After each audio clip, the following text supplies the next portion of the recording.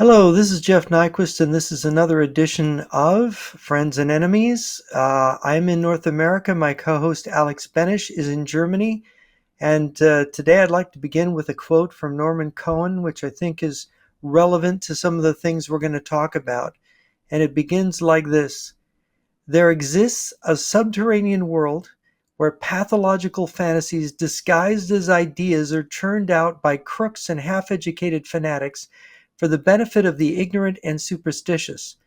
There are times when this underworld emerges from the depths and suddenly fascinates, captures, and dominates multitudes of usually sane and rational people who thereupon take leave of their sanity and responsibility.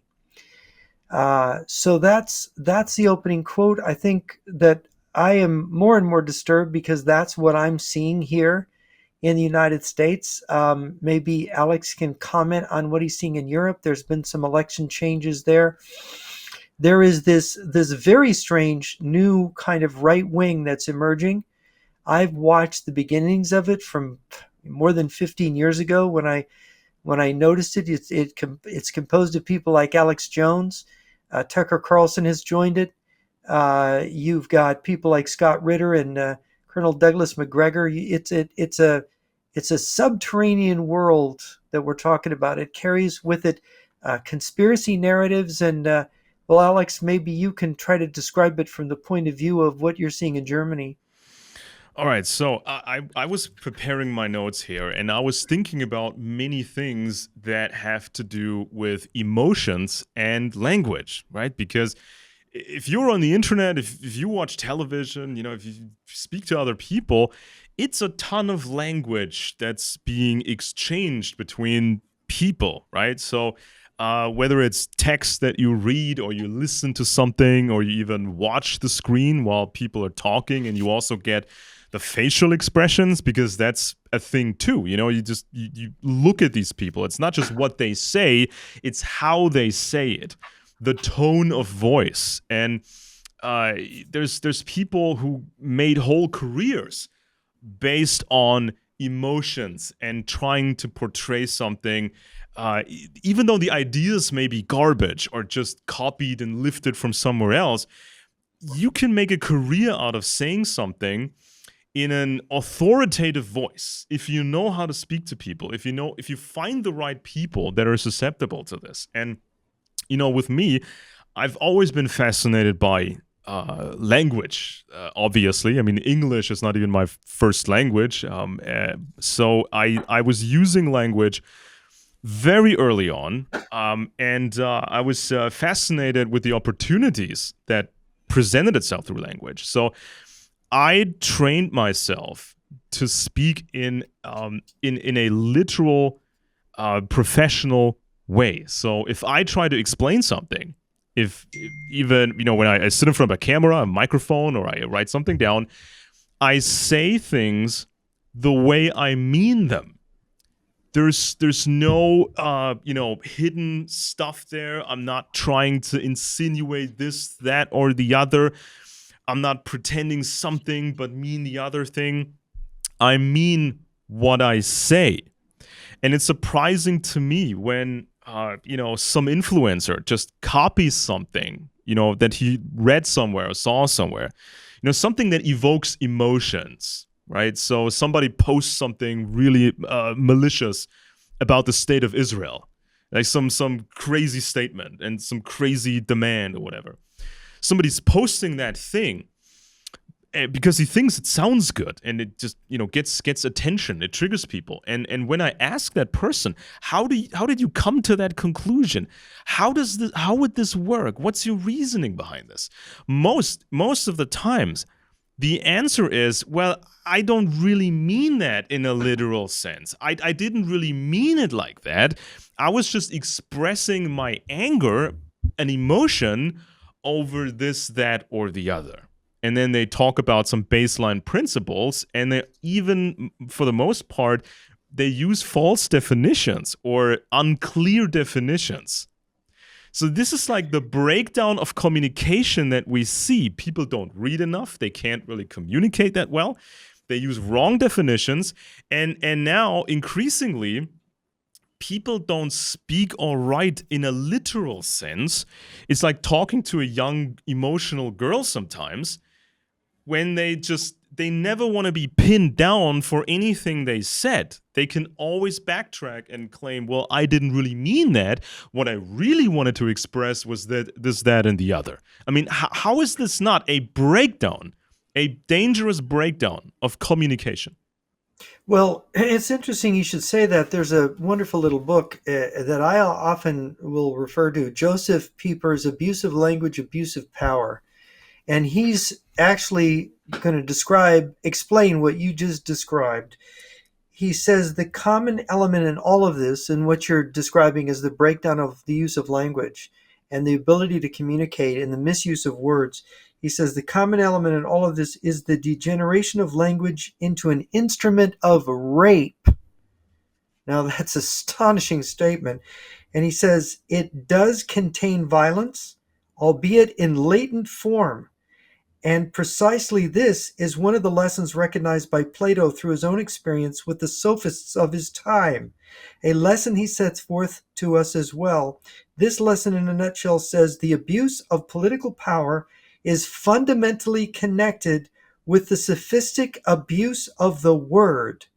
Indeed, it finds in it the fertile soil in which to hide and grow and get ready, so much so that the latent potential of the totalitarian poison can be ascertained, as it were, by observing the symptom of the public abuse of language. Yeah. Isn't that something? Yeah. I mean, That's profound. I mean, oftentimes people will say something infuriating and provocative, or they mask it as criticism. They just, they criticize you and your person and your work, or they come after your family with their words, or you're too skinny, you're too fat, you're too this, to that, you're too old, you're too young. And their goal is they want to control how you feel. It's not about what they say. They don't really care what has the desired effect. They just want to control how you feel, because they like it if they can make you angry, if they can make you feel an uncomfortable emotion. So you get agitated and this and that. Now, of course, I mean, even in my What is the programs, IQ of an emotion? What's the yeah, IQ of an emotion? I mean, I allow myself to go through a range of emotions on the shows that I do, right? So it can be frustration, it can be anger, it can be ridicule, or sometimes it's funny.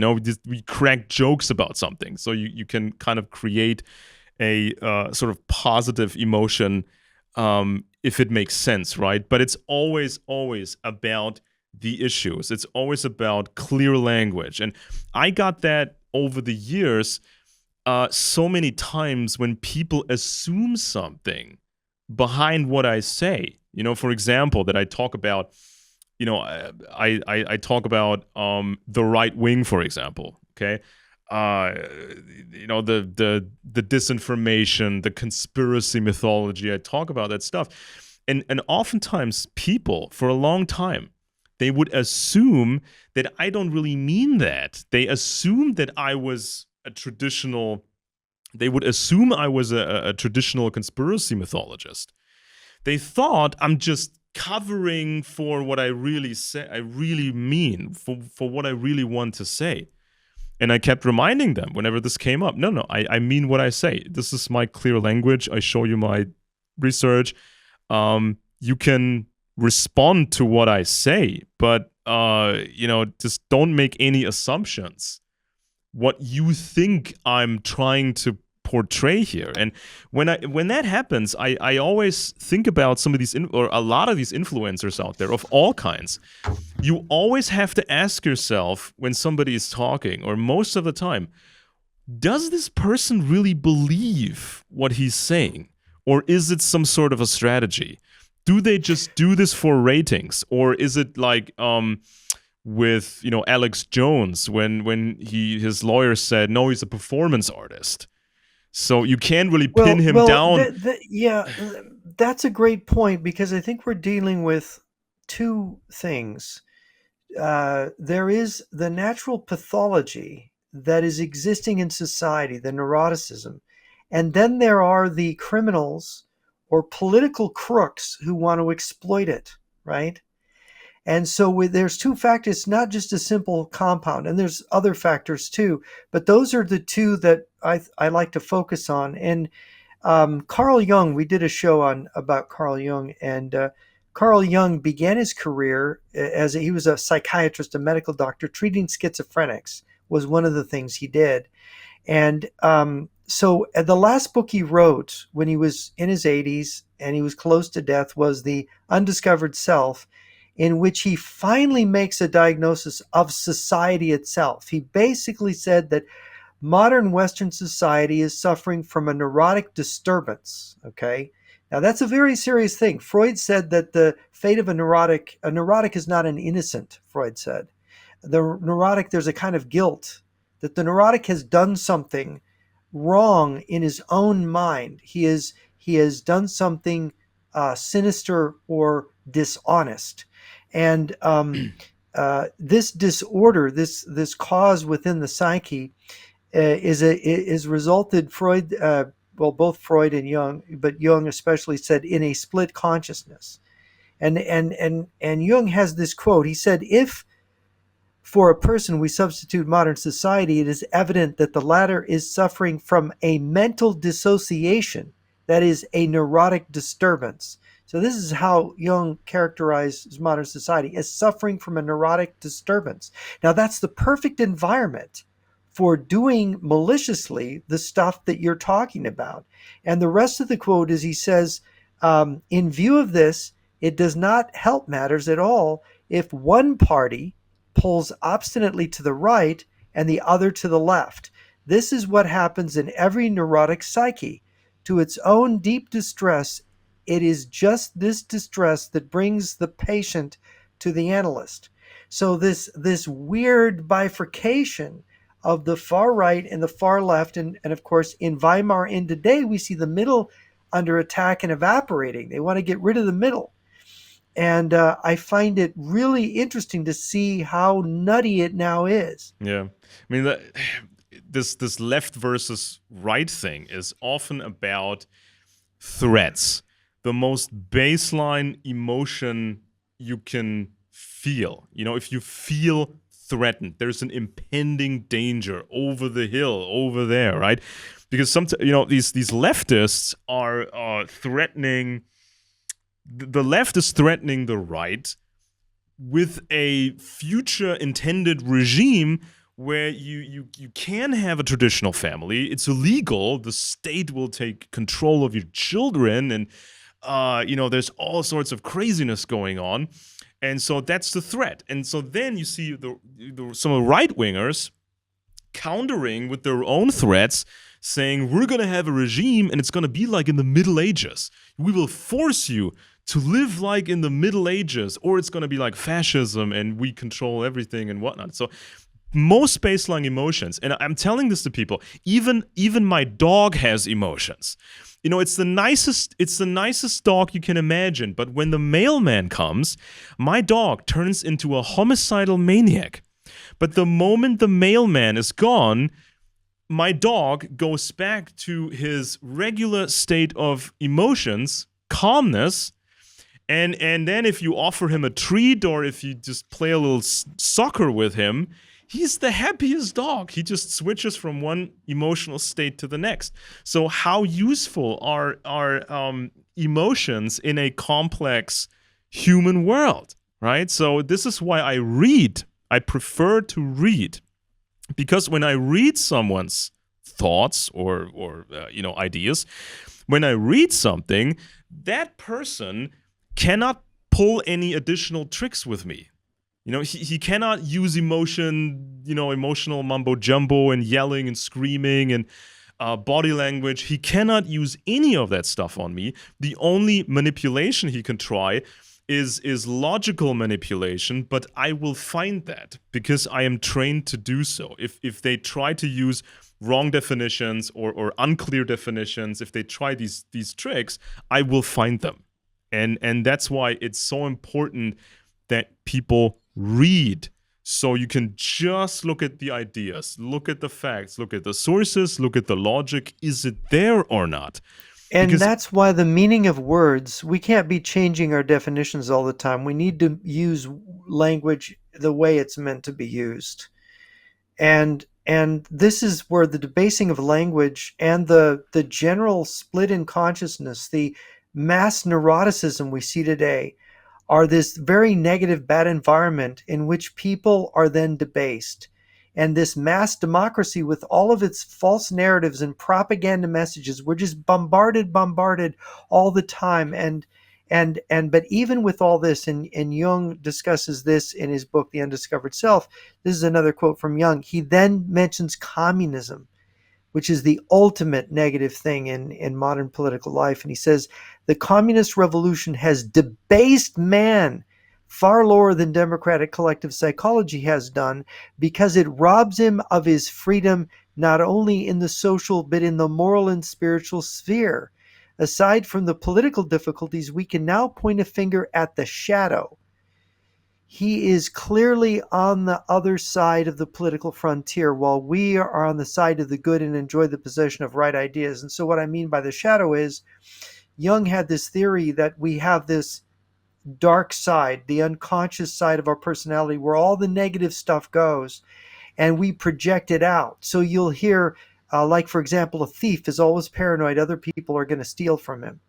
Right. And people who are lied to all the time, or lying all the time, or think everybody's lying to them. There's projection.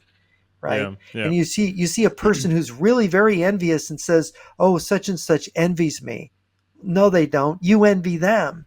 But you see this, the shadow engages in projection. And so what happens in our politics is that, my dirty clothes don't stink. It's all coming from them. I don't have any human frailties. They're all evil, right? So then we have no inward reflection. We have no contemplation of our own frailties, and we put it all on the other party. They're all evil. They're all bad. Well, sometimes there are criminal parties and bad things, but we start engaging in this demonizing of the other guy. And it happens even in our wars. It used to be that in our wars, there was a chivalry. Your enemy was your honorable enemy. You captured your prisoners. You treated them well. You showed a nobility towards the innocent and even to your enemy, right? These were the Christian values of chivalry in war. Now it's people are meaner and meaner, and there's no rules, and anything goes, and it's just hate, hate, hate. It's like yeah. that 10 Minutes of Hate in George Orwell's 1984, which also had the Newspeak Dictionary, which corrupts language. So the language, and every year, the Newspeak Dictionary It gets gets smaller. smaller and smaller.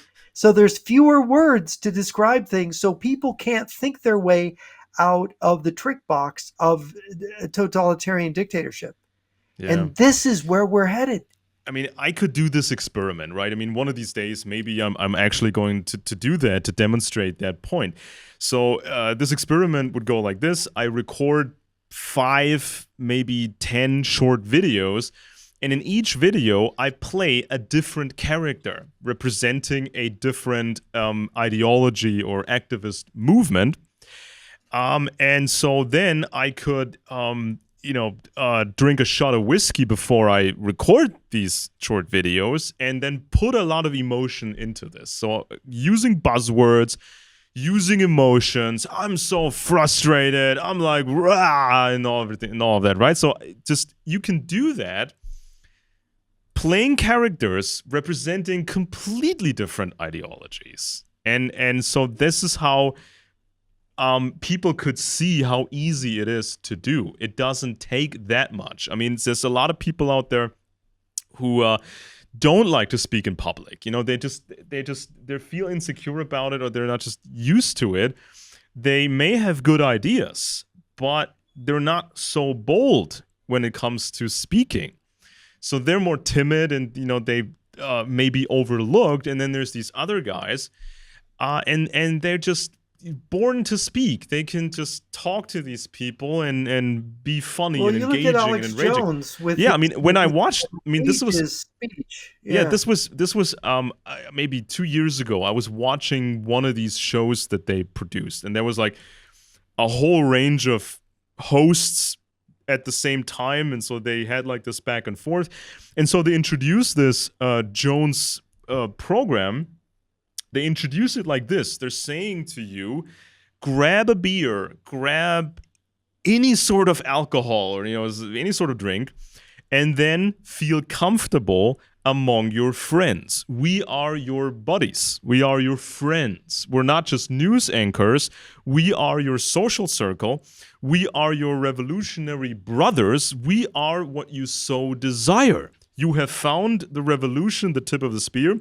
So grab a beer and listen to us. And then when I just listened into the show, it felt like a creepy Stanley Kubrick movie, because in Kubrick movies, you have something going on the surface, but there's something really, really dark and different underneath going on. And this is like what the feeling that I got from that Alex Jones program, when it wasn't really about what they were saying. It was just this underlying thing that was transported to the audience. And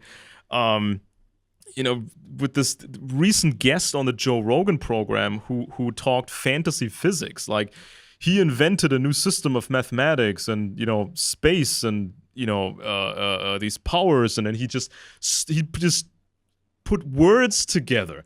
The frequency of the color of the element and the periodic system, and the beryllium wrapping around this blubbity blah, and he went on for hours, and nothing made sense. But the underlying message was, I'm great, I have godlike powers, and if you follow me, I will lead you to the light. And it's mesmerizing. It's mesmerizing. I want, and what I said before, there's a natural degeneration in neuroticism that's occurring. That under mass society, where the masses are told you're equal, you're good, you're the ones that are empowered. What do you get when you empower somebody who really isn't ready for it? You get a very stupid kind of empowerment. It's actually the demagogue who's empowered. And there's the first prime minister of the Russian Empire was Sergei Witte. And he made this brilliant statement. He died in 1915, before the Bolshevik Revolution. But he saw it coming, and what he was worried about was the right. He knew that this left was there. He knew that the Russian Social Democratic Party was a threat to the Tsarist regime. But he looked at the right, and he was appalled at the Russian patriotic right. So I'm going to read this quote and see if it doesn't remind you of the rising European and American right, the new alt-right type right. So here I'm going to read what Sergei Witte said. He said, this party, the Russian right, before the revolution, is patriotic to the depths of its soul, but its patriotism is primitive. It is based not on reason and generosity, but on passion. Most of its leaders are political upstarts, people with unclean ways of thinking and feeling. They have not a single viable political idea and concentrate all their efforts on unleashing the lowest possible impulses in the benighted savage masses. Sheltered by the wings of the two-headed eagle, this party can instigate the most frightful pogroms and convulsions, but it is incapable of anything positive. It embodies a wild, nihilistic patriotism which thrives on lies, slanders, and deceit. It is a party of wild and cowardly despair, note that, but has no room for courageous, far-sighted, creative thinking. The bulk of the members comes from the wild, ignorant masses. Its leaders are political villains. It has a secret sympathizers in court circles and amongst nobles with all kinds of titles, people who seek their salvation in lawlessness and have as their slogan, not we for the people, but the people for the good of our stomachs. Oh boy. Yeah. I mean, when oftentimes, I think, oftentimes men, not just men, but oftentimes men are not that good at understanding feelings and the psyche, your own psyche and the psyche of others. This is what many women complain about, right? When the women, they want a deeper connection to the men, so they keep picking, asking the men, hey, what's up? What's going on in your head? How are you feeling? What do you think about everything? And so men usually hate that. And I think that goes back to the way empires the way empires were run for a very long time. Because under serfdom, peasant serfdom, you were required as a man to perform the tasks, all these tasks, and otherwise shut up. You can have a little fun with your family. You can, get some drinking time with your male buddies, in the tavern, but that's it. If you, in the past, in these European empires or anywhere else in the world, if you actually spoke your mind and said, okay, this is what I really think of the world here. This is what I really think of the system. If you actually said, well, everything's kind of messed up and we need change and progress and we need liberty and all that, saying that was so dangerous. So men were conditioned to suppress those thoughts and not really get into all that. And so I think that when communism started to become a serious movement, the communists understood that, right? Because the communists, they were sort of stealing the earliest research on psychology and psychiatry, especially from Germany, right? There was a lot of leftists running around, and the leftists were sometimes scientists, or they knew scientists, so they could steal that information and figure out. And they had Pavlov and his dogs. They were using behavioristic science. Exactly. Yeah, so they knew all about the mind of the average German or French guy. So they knew all these suppressed feelings and the suppressed thoughts and the lack of communication skills. So this is how the communists played it. So they figured, okay, how do we get them to be emotional? How do we talk to them? And so this is when these floodgates open, when the communists say, or at some point it was the National Socialists, when they say, everything is terrible, everything sucks, we need, this, and, it's these bad people doing this to us, and we need to get angry, and these emotions are more important than anything else, because that's kind of what matters here.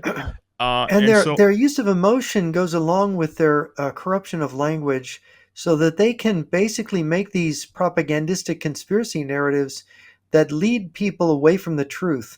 The reason they don't want precise language is if you start using language precisely, you start seeking the truth, you're not going to fall for their narratives, and they're not going to be able to get power by mobilizing you. And this is what Pieper says about this in this book. He says, I spoke of public discourse becoming detached from notions of truth and reality. This brief characterization may still be too mild. It does not yet express the full measure of devastation breeding within the sophistic corruption of the world.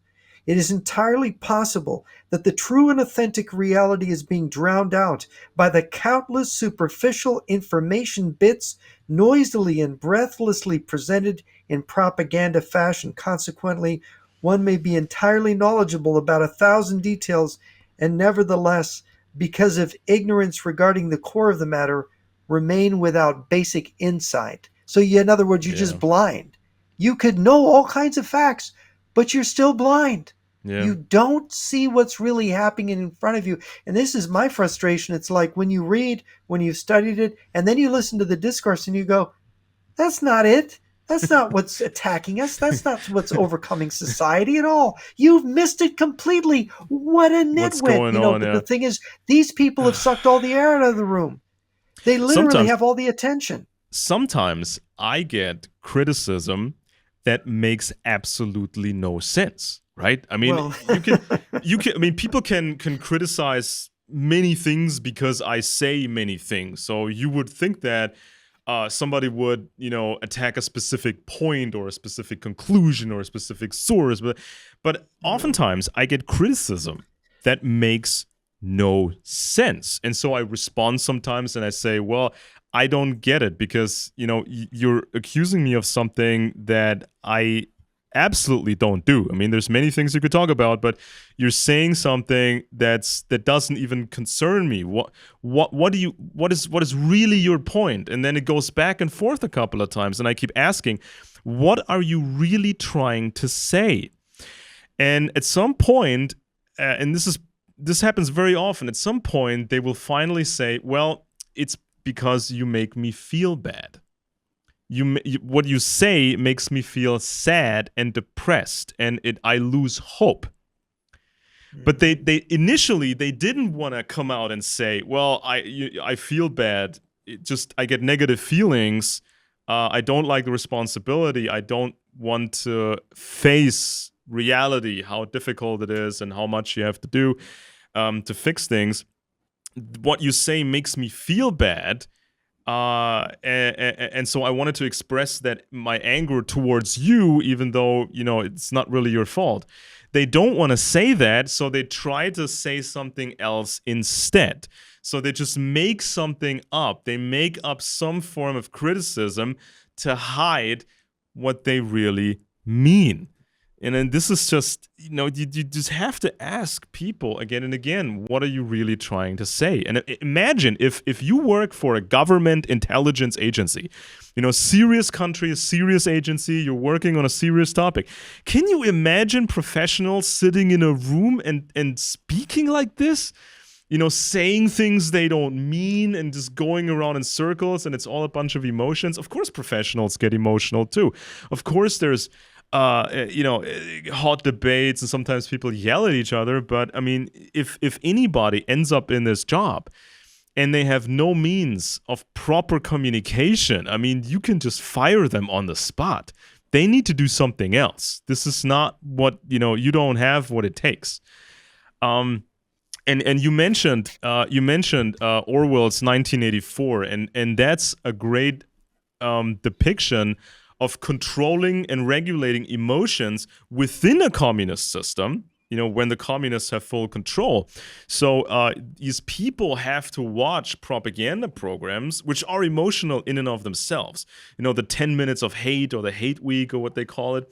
So this television program is on, and everybody is required to watch it, and everybody is required to show an emotion. Just like in North Korea, when the dictator dies, everybody has to cry and be all theatrical. Oh my God, this is the end of the world.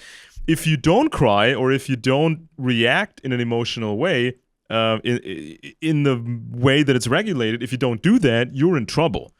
This is in the book 1984, when the main character is explaining to the reader how this all works, and he says that you have to constantly police yourself, especially your body language, because if you're confronted with something and you show a puzzled look on your face, that's dangerous, because somebody may interpret that as he's not a true believer, or he's sort of rebellious, just by showing confusion instead of, hatred or happiness, or phony hatred or phony happiness.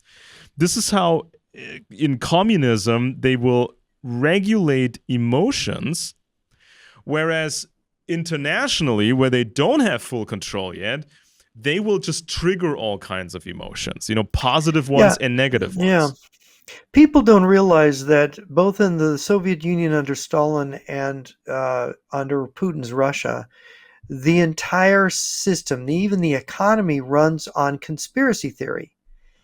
When anything bad was happening in the Soviet economy, Stalin would arrest a bunch of usually foreign engineers or people that had come to the Soviet Union to help them in their economy, and accuse them of being saboteurs and wreckers.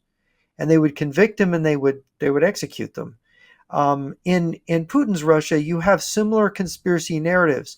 The Ukrainian Revolution, 2014 Euromaidan Revolution of Dignity, was a CIA conspiracy, even though there's no evidence at all that any serious scholar can point to of the CIA being behind the Euromaidan Revolution. They create this myth, this conspiracy theory, and that they have to invade. The whole invasion of Ukraine, The war mobilization of the Russian economy is based on a conspiracy theory that NATO wants to destroy Russia and that Ukraine is their Yeah. instrument. And what's ironic is this paranoia is making it true because they're attacking an innocent Self-fulfilling country, prophecy. Yeah. breaking international law, scaring the heck out of all the NATO countries who had disarmed. They are getting pushback, which they didn't think they'd get. And Ukraine is being fairly reluctantly armed by Europe and the United States over this 2.5 year period. And there are people saying, maybe maybe the Russian Federation needs to be broken up. Some people are suggesting and now their very paranoia of this conspiracy theory is making it true. Mm-hmm. In the same way that when the South, scared to death that Lincoln was going to put an end to slavery when he got elected president, fired on Fort Sumter, causing the Civil War, causing slavery to be ended because the North crushed them. Yeah. It's like their own fear caused it. But see, paranoia, the destroyer, like in the song, it is the conspiracy theory is a motivator because it makes people think they have the key to understanding reality, and it's a very simplified, it's a reductionist form of understanding, and it's usually false, almost usually false, Yeah. especially when it's used by lying propagandists. And so therefore it sort of motivates people saying, oh my gosh, the boogeyman's going to get me. And of course that's what people throw at you and me, saying that totalitarianism in a real totalitarian country is a boogeyman. No, it's not a Yeah. boogeyman, it's real. The Chinese gulag is full of people. That gulag that the communists in Central Asia set up, that they've thrown all kinds of Central Asian Muslims in, trying to suppress those people, is real. The extended gulag in Russia is real. The Chechen war, the fake bombings, apartment bombings in September 1999 that really contributed to Putin coming to power was real. All of Putin's lies and his assault, his leveling whole Ukrainian cities, kidnapping 20,000 Ukrainian children, all the rape of the Russian army and the mass murder it represents is real. And the Russian nuclear arsenal, the biggest one in the world, is real. And Yeah. Putin is threatening to use it on cities in Europe, in your country, Germany. On Germany on TV and Russian TV a couple of weeks ago, they were talking about leveling your country, Germany. I mean, if you live in a communist system and you do something illegal, you do something forbidden, that just maybe you're collecting forbidden books and you talk to some other people that you don't like the system. I mean, if you do anything of that sort, you will live under genuine fear. You will be hyper aware of your surroundings. This is not the same as pathological paranoia, because you really have to look outside the window. Are there people watching me? Are people following me on the street? Do people look at me in a different way? Has people's demeanor changed at your job because they may, the Stasi may have talked to your superiors already, and your superiors already know you're a target. Has their demeanor changed? Are they a bit less friendly, with the coffee talk or whatever? So you will become, fearful. There's a hyper awareness state in which you're in. You may have sleeping problems and you may get depressed because, you don't have control over what's happening. They may come and get you this night or the next night, or they just grab you during daylight. So this is genuine fear, not pathological paranoia. Same with these traders, these people in the West that sold out to the Russians, for example. Oftentimes they become alcoholics because they may get caught. What's going to happen to their family? What's going to happen to their homes and everything else and in between? How many times will they have to spend in prison before they get exchanged in a spy trade? So this is genuine fear and hyper awareness. But you can also induce in people a false pathological state of paranoia. If you bombard them with this conspiracy stuff, like everybody's out to Mm-hmm. get you. Everything is out to get you, and they're coming to get you. And next week, the New World Order will roll in the tanks into Washington D.C. and raise the United Nations flag, and it's just a matter of weeks. And this stuff that's on the internet, it's like making up stories every day, because these influencers, they need a new sensation every couple of days to get the views and the clicks and the attention. So this can induce in people a pathological state, a true paranoia, where you are hyper aware of your surroundings, and you're constantly fearful, and you get depressed, even though the information that you're using is not real, right? And so I have an example here. Now, this is very recent. This is from Germany, and it's about the war against Ukraine.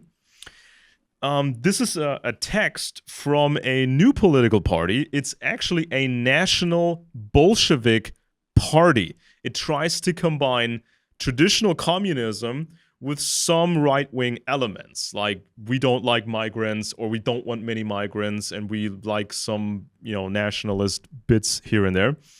And so, yeah, this party is run by a woman, Miss Wagenknecht, and she loves the tradition of Rosa Luxemburg, even though Rosa Luxemburg was, ultimately was becoming entangled in her own activism, and she even understood late in the game that communism in Russia would be a disaster. But that's besides the point now.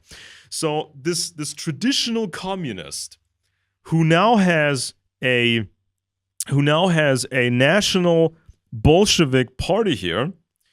This woman, she's always taking Russia's side, really, when it comes to Ukraine. And so a couple of days ago, or maybe like a week ago, Zelensky was speaking in Germany, in our parliament.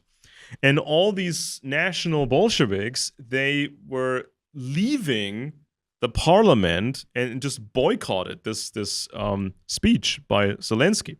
Now, of course, the media was hammering them, how dare you be so disrespectful? And so then this new political party, they published a short text, where they wanted to explain why they did that. So I looked at this text and I commented on it, because they're using trickery, the way I see it. This comes down to that language point that we were talking about and what the definitions are. So they're using buzzwords like peace and negotiations, because that's what people want to hear. But when it comes to certain terms, they're not really saying what their definition of that term is, and that creates all kinds of problems. So, for example, they start with a condemnation of Russia's war against Ukraine. Yeah, they condemn it, and they say that the war is against international law. Well, it sounds reasonable, right, to the average listener. Oh, they condemn the war, so that sounds like, sounds pretty legit, right? And they admit that it's against international law. But what do they really mean with the word condemn? What is that? What is condemning to them? Is that just a thin disclaimer because there's actually a law in Germany where you can't promote an illegal war? If you say in this country, as a German citizen, if you say, I like the Ukrainian war, I love what Russia is doing, if you say, I totally agree with Russia, this is awesome, if you say it like this, you violate the law, you get punished. So by having this little disclaimer, you're not violating the law, no matter what you say afterwards. I mean, you can say all kinds of, questionable things, but as soon as you start with that one sentence, I condemn this war, it's against international law, you're on the safe side here. So if we talk about the word condemning, right? I mean, that should mean serious consequences, right? So there should be real consequences for Russia. And that can mean many things. Now, according to international law, Russia has to completely withdraw from Ukraine. This is what consequences are. This is what condemning it means, and violating international law means. Russia has to leave Ukraine completely, and then help and pay for rebuilding Ukraine. So if you change the definition of the word condemning, if you just make it a soft definition, then what's the use of the word? And what's the use of international law if we can just toss aside international law and just be, happy with this thin little word that means nothing, condemning. Oh, I condemn. I express a little emotion here. I'm just saying an empty word. That has to be enough, right? See, this is how they play it. And just then it goes on like this. So they voice their solidarity and their compassion with the victims. What does that mean? I mean, it's like watching a spree killer kill a bunch of people, and then you express your feelings about the victims. Well, that's nice and dandy, but how about holding the shooter accountable? Isn't that the main thing here? So is this just crowd pleasing what they're doing here? And then they go on like this. So they talk about they want resistance against anybody who's prolonging the war. But that means resisting Russia, right? Because Russia is prolonging the war. But they just changed that definition. They say, well, if anybody gives weapons to Ukraine, that's prolonging the war. If you don't surrender, that's prolonging the war. See how they play this. And then they talk about the sincerity of a peace proposal. Okay, that's a big word, right? Sincerity of the proposals for a peace contract.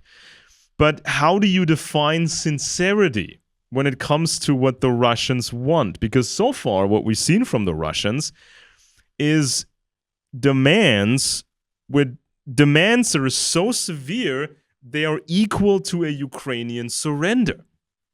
How is that sincere, I may ask? And there's like one more thing here I wanted to mention. And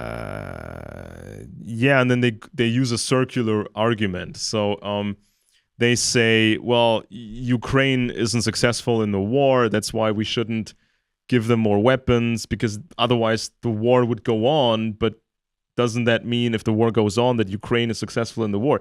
Makes no sense, but they just use that circular reasoning because they think it works.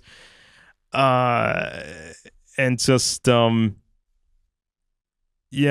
is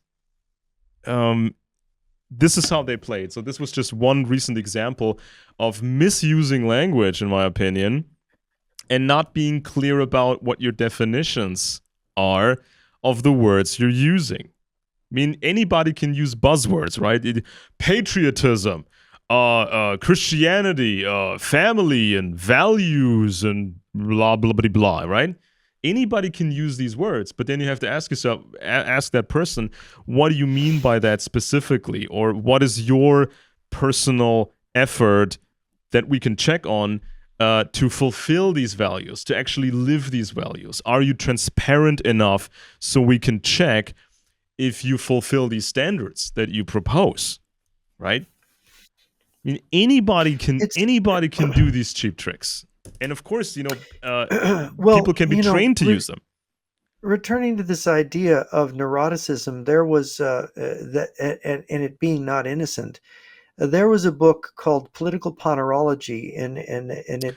Oh, that's right. That Polish Andrei Lobachevsky, and I often circle back to Lobachevsky's book, and I'm not, he's something of a metaphysical materialist in his ontology behind his science. So I don't agree with that. But there's some very valuable things, interesting things that empirically he and this group of Polish psychiatrists and psychologists discovered studying the Polish totalitarian regime starting in the latter 1940s, 50s, and 60s. They did his 20-year study secretly of the regime. It was because they had discovered they were forced to do these lectures at the university to orient them to the new communist regime. And they were comparing notes on these people that were sent to teach them. They said, are these people showing signs of being psychopaths? Is this regime favor psychopaths or psychologically abnormal people? And one of the things he says that relates to this is he says that this period of the psychopathological or psychopathy in the halls of power begins with a period, he calls it a kind of hysterical period, where you have extreme neuroticism, egotism, emotionalism, and he said growing hysteria of the privileged classes, but really in America, for example, and I think in Europe, there's a growing hysteria period. But there's definitely a hysteria of the ruling classes. I mean, look at the things that our ruling classes in the West believe in. That sex change operations for 5-year-olds, for prepubescent children.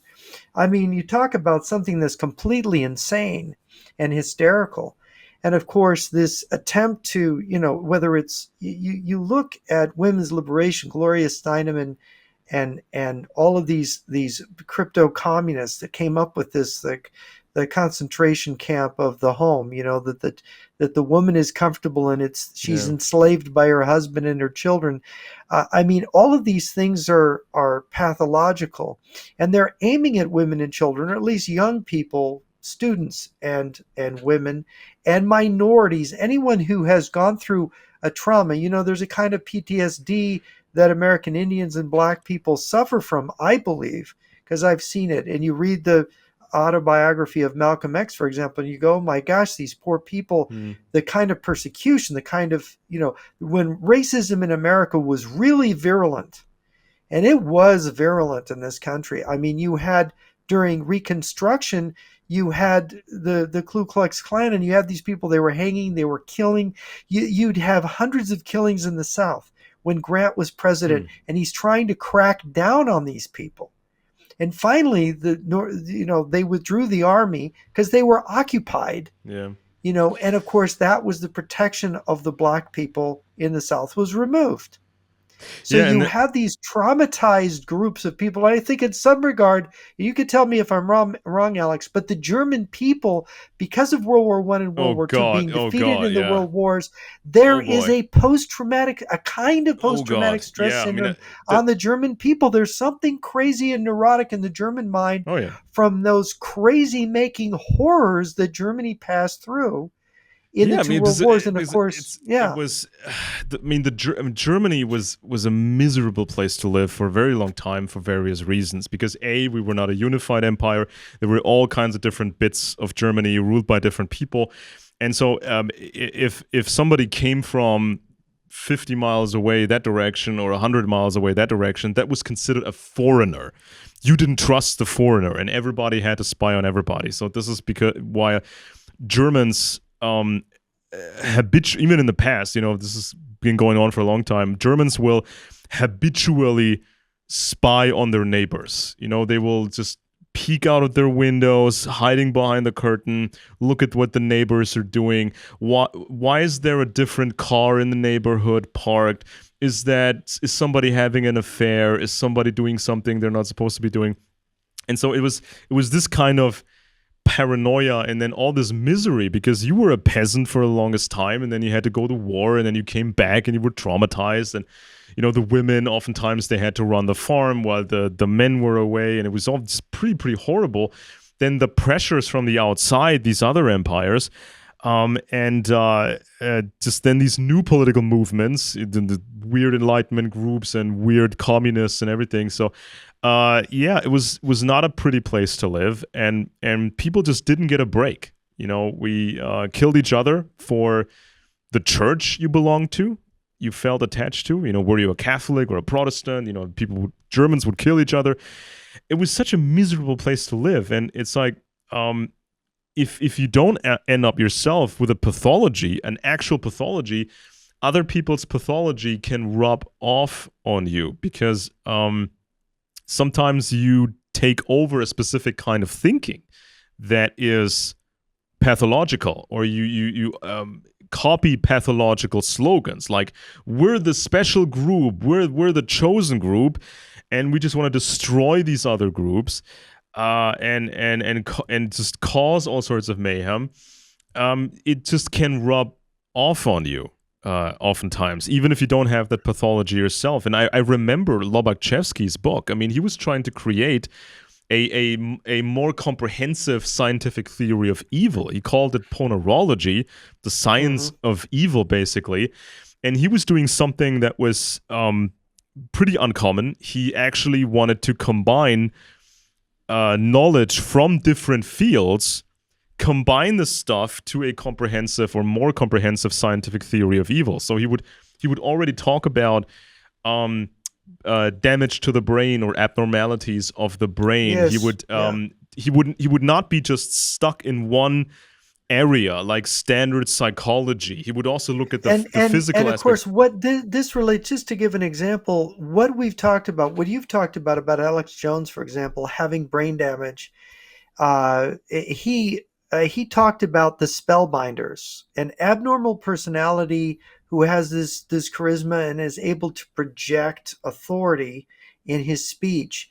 And the spellbinder, he says, it basically worsens, by his influence, the collective psychological health of those under his influence.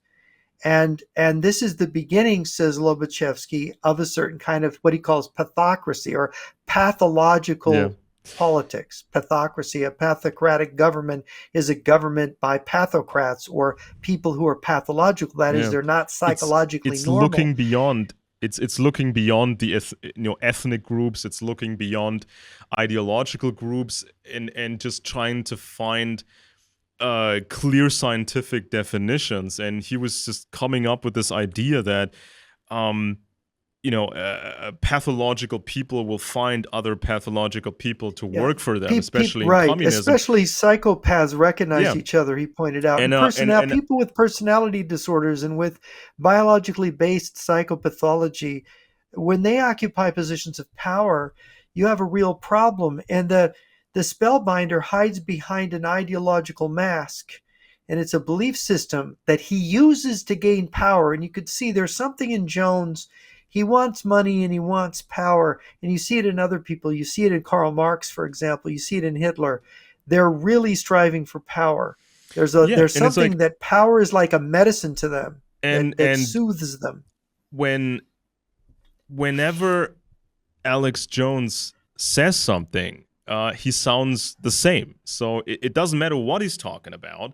It's always the same performance, right? So sometimes he may be talking about some news article from a mainstream publication, because it's like the Washington Post or the whatever, some mainstream paper puts out an interesting story that maybe challenges authority or talks about the surveillance programs and something whatnot, and so he may cover that, and it's legitimate information. It may not be very professional, or it may lack context, but he can talk about that on a show, and he does his usual performance. But in the next moment, he may be covering something that his crew found on the web that is total garbage, but he will present that garbage with exactly the same performance. So people are just used to that guy, and they decide, I'm going to trust that guy. I just make that decision to trust the guy, whatever he says to me. But this is really, really dangerous. And it's like when this court case was going on, and one of Alex's lawyers said that he's a performance artist. You cannot really judge him during his divorce. His lawyer don't judge him by his own words. Don't judge him by what he said and his body language and everything. Don't try to pin him down on what he said, because we're just using that cop out were just calling him a performance artist. So whenever he And gets into by the way, trouble, it's very interesting that he tells Jones is a performance artist, because it takes me back to what Nietzsche said about the anti-Semite composer Wagner. He said Wagner in his book against Wagner. He said Wagner is not a composer. Wagner is an actor. Well, everything oh Nietzsche says yeah, about Wagner could be applied to Hitler, oh yeah, because Wagner was kind of a precursor to Hitler, not in musical terms, but in his ideology and in his anti-Semitic conspiracy-minded ideology. And so you could say, look, Hitler was not a statesman or a politician even. He was an actor. oh yeah. He was projecting this role of the Messiah of the German people, the Führer, der The Führer. rebel, yeah, Um, and people can learn how to play a rebel. This is like what Alex Jones did. So sometimes Alex Jones reminds me of old wrestling promos, the WWE wrestling promos when it's all about yelling and grunting and whatnot. And sometimes Alex reminds me of these televangelist priests, when mhm. they do this fire and brimstone performance. And of course, with these television priests, call this phone number and donate money to us. That's happening a lot. So the priest can buy the next sports car or the next house. With Hitler and the Nazis, there's this one anecdote about some damaged footage or lost footage. This was shot at a big party event. This is I think it was one of the big Leni Riefenstahl movies. And so they lost some footage of an important speech, some specific speakers. And so they thought, well, we can just reenact that speech. So we just gonna create a set that looks like the real location, or we can just go back to that location. And we film that guy using a close-up so we don't have to, have all the stuff surrounding him. Film him again, and then intercut that new footage with the old footage. So you're going to see the audience reacting to him or seemingly reacting to him. And it's all going to cut together. It's going to work out nicely. So they set out to reshoot those scenes. And one of these people, I don't remember if it was Albert Speer or somebody else, somebody expected these reshoots to be of lesser quality because they thought there's no audience there. It's just a reshoot. The performance of the guy is going to suffer because of it. But it turned out the performance was even better than at the actual event. And so this is when Speer or somebody else was wondering, I thought they were really that passionate. I thought they were really passionate about this stuff, but they can just turn that on. They just flip a switch, and then they are that character. And Yeah, and that's what we find about. This is what I worry about Trump. That Trump is not really the savior of America, but he's an actor. Because he was an actor in a reality TV. Think it's a contradiction in terms, yeah, right? And I worry about it. I have hope that Trump is going to do something positive, because I know the other side is not going to. But and I think there's a comment to be made here when you talk about, and it's Jung made the comment. It was in The Undiscovered Self that Jung made the comment, is that we need to go back to Christianity, even if you can't believe it literally. You have to believe it in some way, because and he was actually frightened by what he was seeing. Now, this is a guy who played with paganism yeah, and yeah. really went far afield in his playing with the occult. And here he is at the end of his life saying something very different, being very afraid, talking about the political bifurcation, talking about the madness. He was literally saying that humanity, Western man, was neurotic, becoming psychotic. And of course, this is where Lobachevsky's saying, pathocracy, totalitarian is a kind of collective madness, especially in the ruling group. And you have, long before that, you have the guy that went mad, Friedrich Nietzsche, one of your countrymen. Friedrich Nietzsche wrote very famously his Parable of the Madman. And the madman was a Diogenes-like figure. Diogenes went around ancient Greece carrying a lantern, in broad daylight, and people said, Diogenes, what are you doing? He says, I'm looking for a wise man. It was kind of a joke Diogenes played, but he has this madman come into a village with his lantern and throws his lantern down, and he points to everybody, and he says, God is dead, and you have Yeah. killed him. You are the murderers of all murderers. What gave you the right to wipe away the horizon? And it's a parable, right? And then Yeah. everybody's looking at him blankly like, we didn't do that. And he goes, oh my gosh, you don't know what you've done. You don't know what you've done. And then he uses the very poetic language. He says, this news is like the light of a distant star that is burnt out. But the light, because it's so far away, is still coming to you.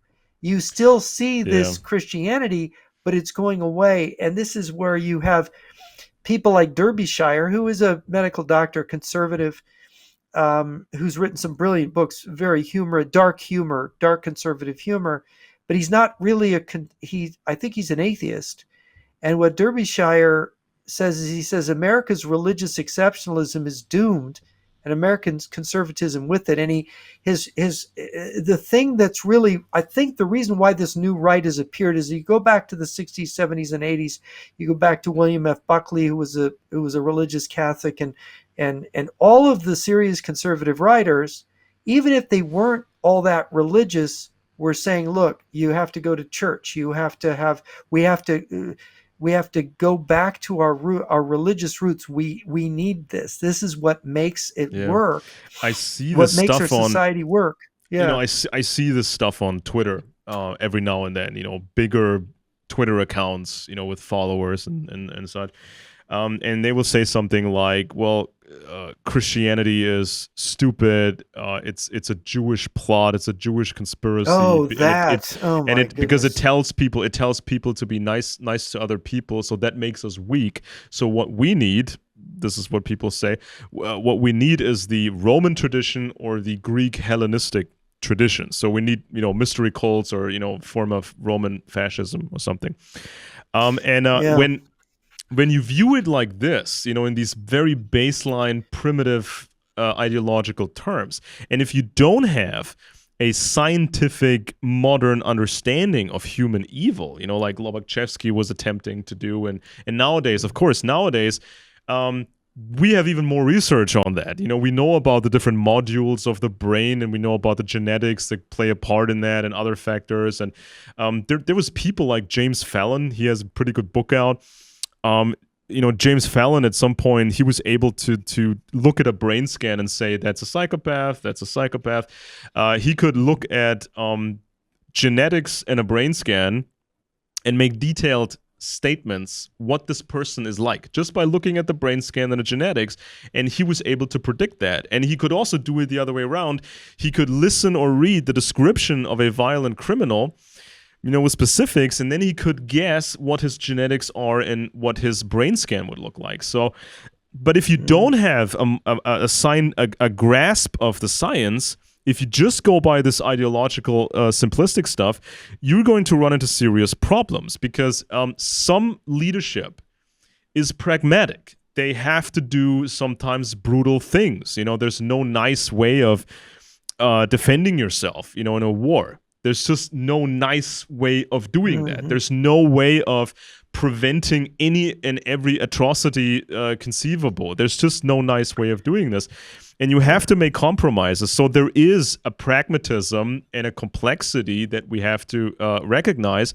But sometimes you end up with something that Lobachevsky called a pathocracy, where you have a leadership that is pathologically ill. They are just hilariously evil in the worst way possible. It's so exaggerated. They will do things to innocent people, and when it has a narcissistic component, they are so detached from reality. They will go so overboard that they will harm their own interests, which was what we saw with the Nazis. We saw that with the Nazis, and there was one thing.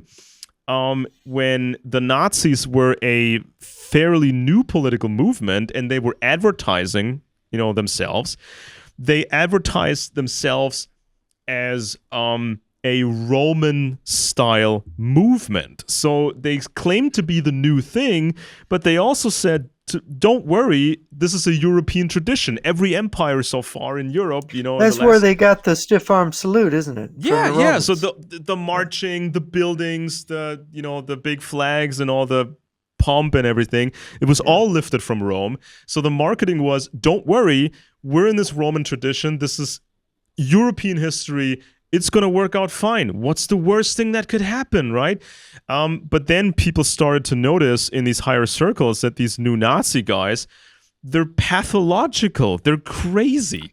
And they They're come from misfits these. and criminals and psychopaths. Yeah. They're just complete trash, and they dreamt about becoming these Caesars and almost Hmm. gods and use the power of the mysteries and all that. So this is where you have to make a distinction, and you can't judge things and regimes by with a primitive level of understanding. Whether it's Putin or whether it's Xi Jinping or Kim Jong Un, you can't judge this by ideology alone. And this is what we saw from the left in the Cold No. War. The left judged Stalin based on ideology, and of course they will always say, "Well, had to be done." He needed the Yeah. gulags. He needed to do this because that's all we Yeah. know. Because if we turn against Stalin, we turn against our own ideological foundation, and if we Yeah. turn And against and that, we there have nothing. and in the sense that all ideology involves falsification of reality for the sake of political power, it takes part of this abuse of language, which leads to abuse of power, which leads to progressive degeneration of our understanding, and to a kind of craziness on the part of people who aren't sane. I'm going to pick a bone with Lobachevsky and Derbyshire and these other folks because I am not a metaphysical materialist. I don't believe materialism is the correct scientific interpretation.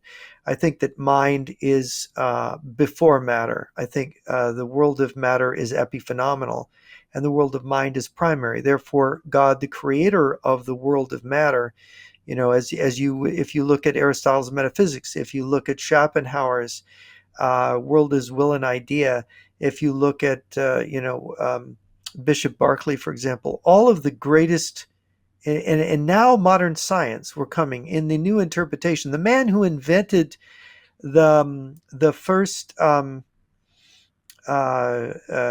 do you call a processor? The first processor for a computer. What is his name? Is Federico Fagin, right? I don't know if you know the name. He's come out with a new book. I've ordered it, and he has firmly come out. He started out as a materialist. He realized he wanted to make intelligent machines, and he realized he couldn't. Hmm. He realized that they're not alive. That he realized, and he's been giving some lectures lately about how mind comes before everything. So and then you've got Thomas Zaz, who wrote The Myth of Mental Illness. He said, look, illness is when there's something wrong with the body. And so if there's something physically wrong with you that affects your brain, that's one thing. But I think with a lot of psychopaths, and I've argued this with psychologists, is that when there's something wrong with your spirit, when there's something wrong with your mind and your spirit, it can have physical manifestations in your brain, the way you use your brain. There was an interesting study that was done. I can't cite the name of the people that did it. They were actually teaching psychopaths how to be empathetic, Hmm. and they were looking at their brain waves, and they were able to do it. The psychopaths could be empathetic, and their brain waves would change so that it wasn't physiologically predetermined. And then when they would get away from this counseling, they just go back to the way they wanted to be. See, they wanted to be psychopaths. And so they test them again later and go, well, how come you're a psychopath again? We taught you all the ways to be empathetic. I don't want Yeah. to feel for other people. So It's interesting. we have to be able, because the world is such a big place, and usually you don't have direct access to your politician or the national level politicians, and you don't have direct access to the generals and whatnot.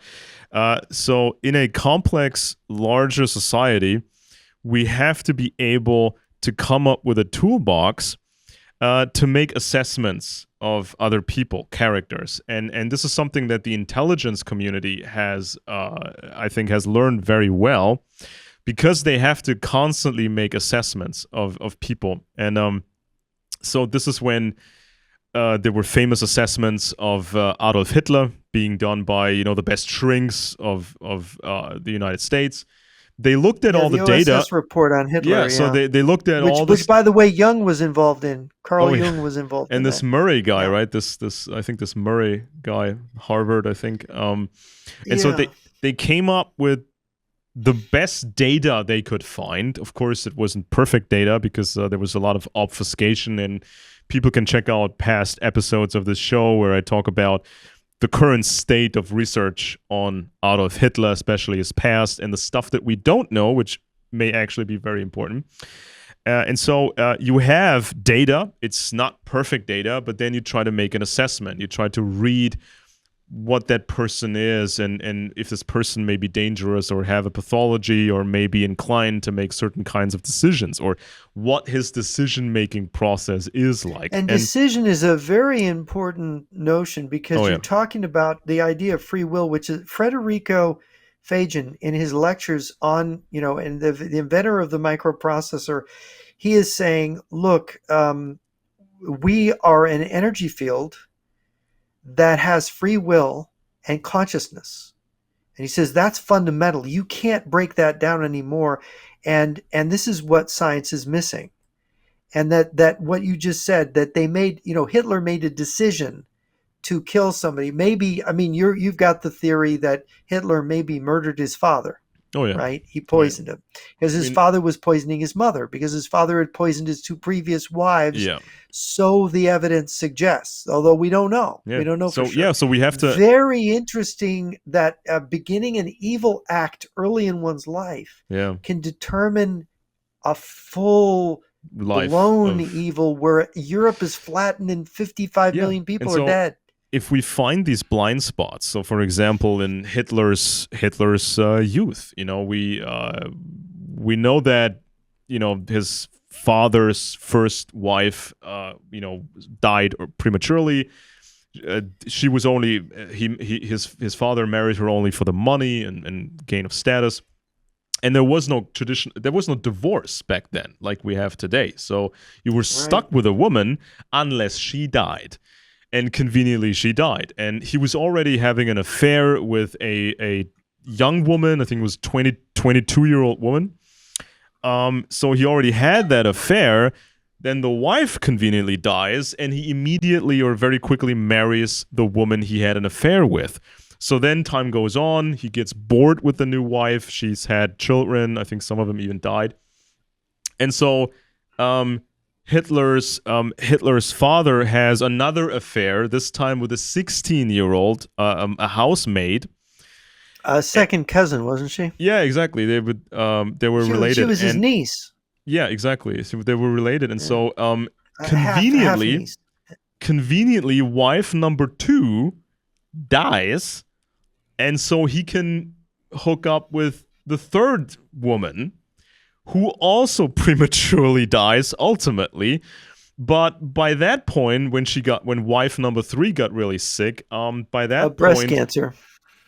Yeah, and by that point, Adolf was like a 14-year-old, so he was... I think he was 16 when his mother died. Yeah, but his father died before that, right? So I think he was 14 when his father died. Yeah. So at 14, you're starting to become a bit more smart about the world, and we don't know for sure what happened, but by judging by modern standards of criminology, law enforcement, by modern standards, there would be a case, or there would have been an investigation.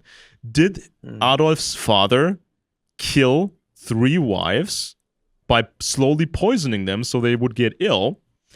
And then did young Adolf kill his own father by poisoning the father because he had this violent Because breakdown? maybe he knew his father was poisoning his mother, Exactly, that's a who ultimately motive. died of cancer. Maybe That's the poisoning yeah. didn't kill her right So away. so Yeah. that's a possible motive. Adolf knew what his father was up to, so he preemptively killed the father.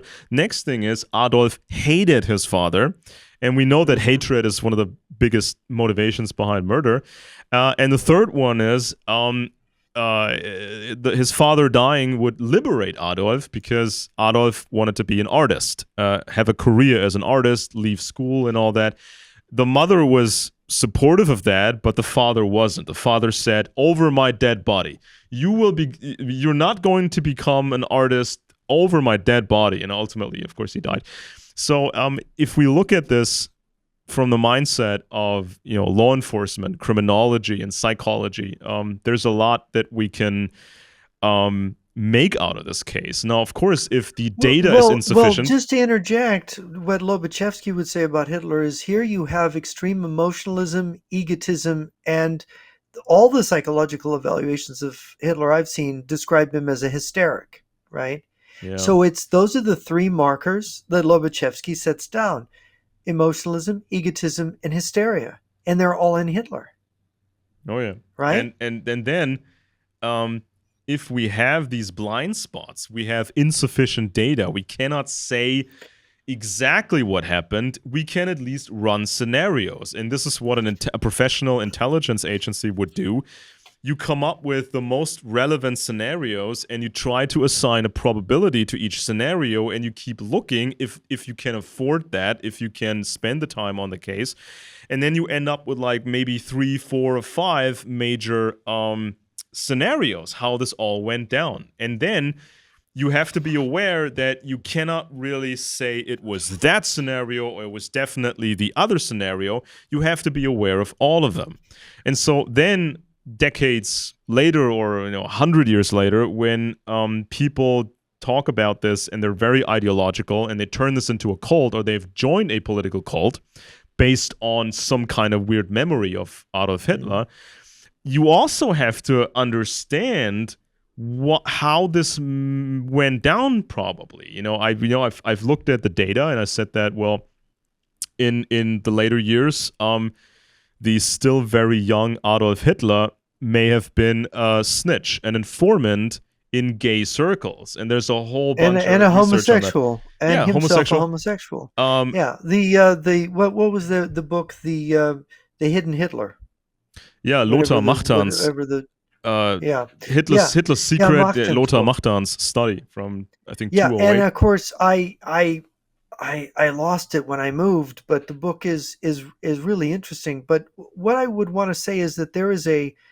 we just went through Lobachevsky again, and of course Derbyshire, who is a medical doctor, who want to use terms like emotionalism, egotism, hysteria, personality disorders rooted in biologically based problems. In the person is sick in some physical way, but I want to talk about spiritual sickness, or pneuma, what Eric Vergelin calls pneumopathology, spiritual illness, an illness not in the intellect or in the functioning of the brain because of a biological issue, but really a spiritually based wickedness.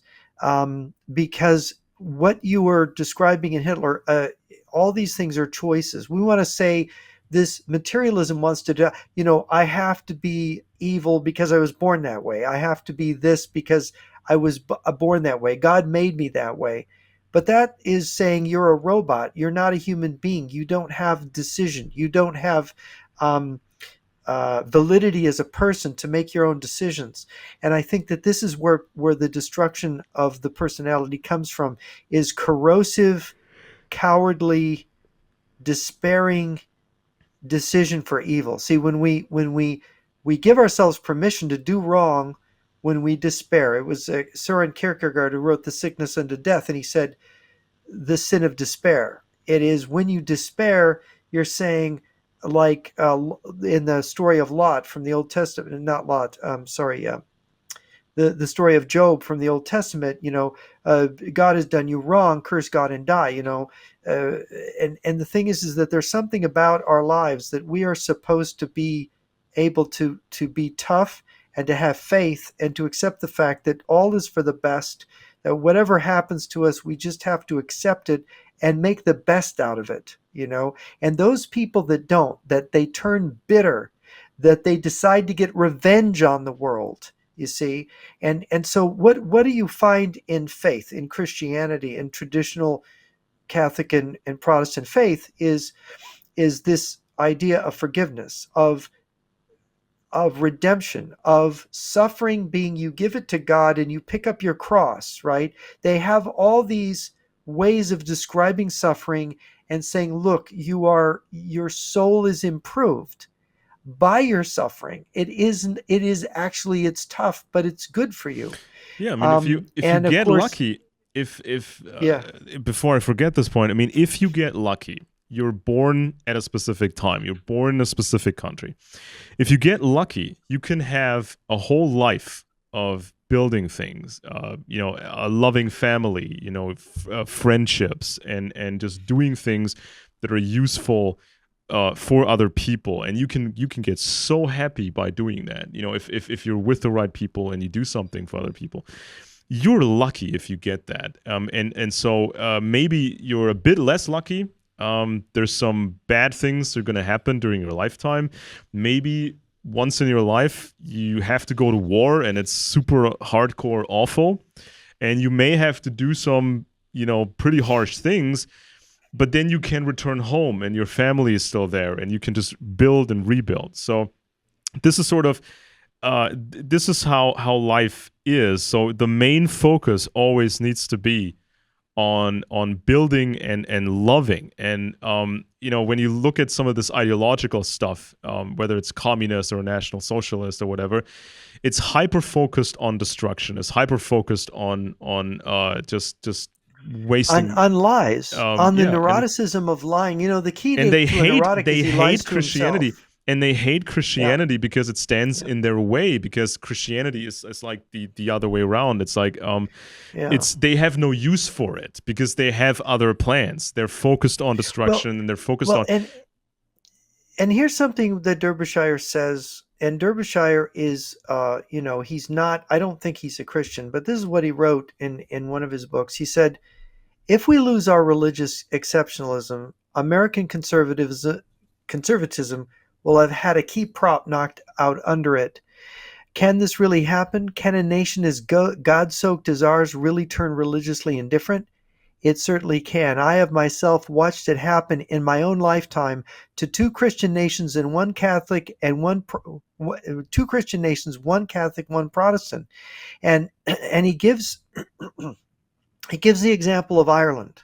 And of course, I remember 30 years ago, I would go to a party at an Irish lady's friend's house, and there would be Catholic priests there from Dublin and a school teacher, and they were just wonderful people, wonderful. This is before the big television, all the modern corrupting culture things came from America to Ireland. Now, Derbyshire gives the statistic. He says in 2007, only 9 priests were ordained in Ireland in Oops. 2007. In that same year, 160 priests died or quit. Oh, That's in Catholic Ireland, right? And in 1951, a census in Ireland showed that there were 64 atheists in the whole of Ireland. In 64. 1951, there were only 64 atheists in Ireland, um, and the average age of an Irish priest in 2007 was 61 years of age. The average age of a Yeah. priest, and they were so. What is happening? And of course, um, he discusses Methodism in Wales in the 1950s was thriving. Today, the chapels of Wales are empty and derelict. In 2001, they were closing an average of one per week. One per Yeah. week. So you see, if people are saying Christianity, and see, it was Jung took fright in the late 50s saying, you've got to cling to this. If you lose this, you'll be destroyed. And you see, And when we're here, and why is this relevant, Jeff? Because we're talking about this new right, this new so-called conservatism, when conservatism was before Protestant or Catholic conservatism. Now, this new conservatism, which is full of lies and deceit, which is very much And mystery what cults. Sergei Witta described in Russia before the revolution, is an unbelieving, lying, deceptive, criminal in its impulses conservatism led by villains, Devitt says. And why? Because the main prop, as Derbyshire says, America's religious exceptionalism is doomed, and American conservatism with it. So if American conservatism has died and nobody noticed, the shell of what we call conservatism is filled with what? Yeah. With the Black Hundreds, with the anti-Semites, with the conspiracy theories, the Alex theorists, the Alex The Joneses, occultist and right. the Tucker Carlsons. Is that Dugin. what fills the empty space? Yeah. I mean, it's like when we need to have standards, right? And there's all kinds of different standards, because humans are complex. So, but one standard I think that people need to be very, really focused on is how much negative emotion is somebody expressing, and negative ideas, and very, very aggressive ideas. So, people say outrageous things against Israel, against or white people or black people or this group or that group, and they're advertising for the Russian regime, for example, and they're making excuses for the invasion of Ukraine and all that. So you have to set standards for yourself and others, and then you have to be mindful if somebody is really violating the standards. Because you can debate issues, right? You can if somebody has a complaint and says, I think this is bad and wrong, and I think we need to do X, Y, and Z. You have to expect that somebody else is able to articulate himself using his own thoughts, his own words, and showing a level of maturity and a level of pragmatism and reflection. And if you see people with this angry stuff, super angry stuff, and you see that they copied it from somewhere, it's like not even their own words, it's not their own ideas, they just saw something and then they copy it. And sometimes they copy these insults, right? So when they think they're talking to somebody who is working for they think they talk to somebody who is working for the elders of Zion, right? That they have these terms, these derogatory jokes and stuff like that. And so this is what people have to be mindful of. And so by eliminating that sort of nonsense, and just, you can already improve the whole situation and the whole debate. Don't become a silly follower of somebody like that. Don't become just another cult member if somebody's selling you the next cult. Just set yourself standards and then say, well, that person is really not up to my standards, or these maybe universal standards. That person's not able to do what he wants to do. Everybody wants to be a rebel now. Everybody wants to be like the leader and the big star, the quarterback. Everybody wants to be a quarterback, but very few people are actually knowledgeable enough to make relevant points or come up with new ideas or come up with new points. It's like, when was the last time we saw some progress in political science? When was the last time there was a breakthrough in political science? Does anybody remember? Or historical science? When was the last breakthrough? I mean, nowadays we can go back in history and uncover secrets. We can uncover agent networks. We can uncover moles and traitors, and we can figure out a lot about that. So there is progress. There should be constant progress. And I have some examples here that tie into what we've been talking about. And this is like these these traitors in modern right-wing circles, especially here in Europe. The German guys, but the same stuff happens in America, obviously. And so you have right-wingers who align themselves with an actual KGB agent, Vladimir Putin, who is surrounded by former KGB people. And they align themselves with him. They cooperate with the Putin regime. They will take money from that regime, thus becoming criminals by Western law. They are willing to become criminals and live with that mounting pressure. They are willing to support the war in Ukraine, and they may even be willing to turn a European country or maybe a part of America, willing to turn it into a Russian protectorate. So subjecting us, fellow Germans, fellow Americans, subjecting them to Russian systems of control. Now that's a lot. This is what we would call evil. These are some very evil choices here. Yeah. And I see some not just outlandish choices. I mean, I'm used to that because if you're specialized in, espionage and communism and all that, you've seen it all, right? You've seen any type of traitor, any type of treason. There's no limit to this. You've seen it all, but even then, sometimes you're surprised by something because it's so outlandish and weird. So I was surprised to see recent cases here in Germany and neighboring countries, where you have your standard traitors or suspected traitors. They are under investigation, right? But we know what they say. We know where they stand. We know exactly what their mindset is in important regards.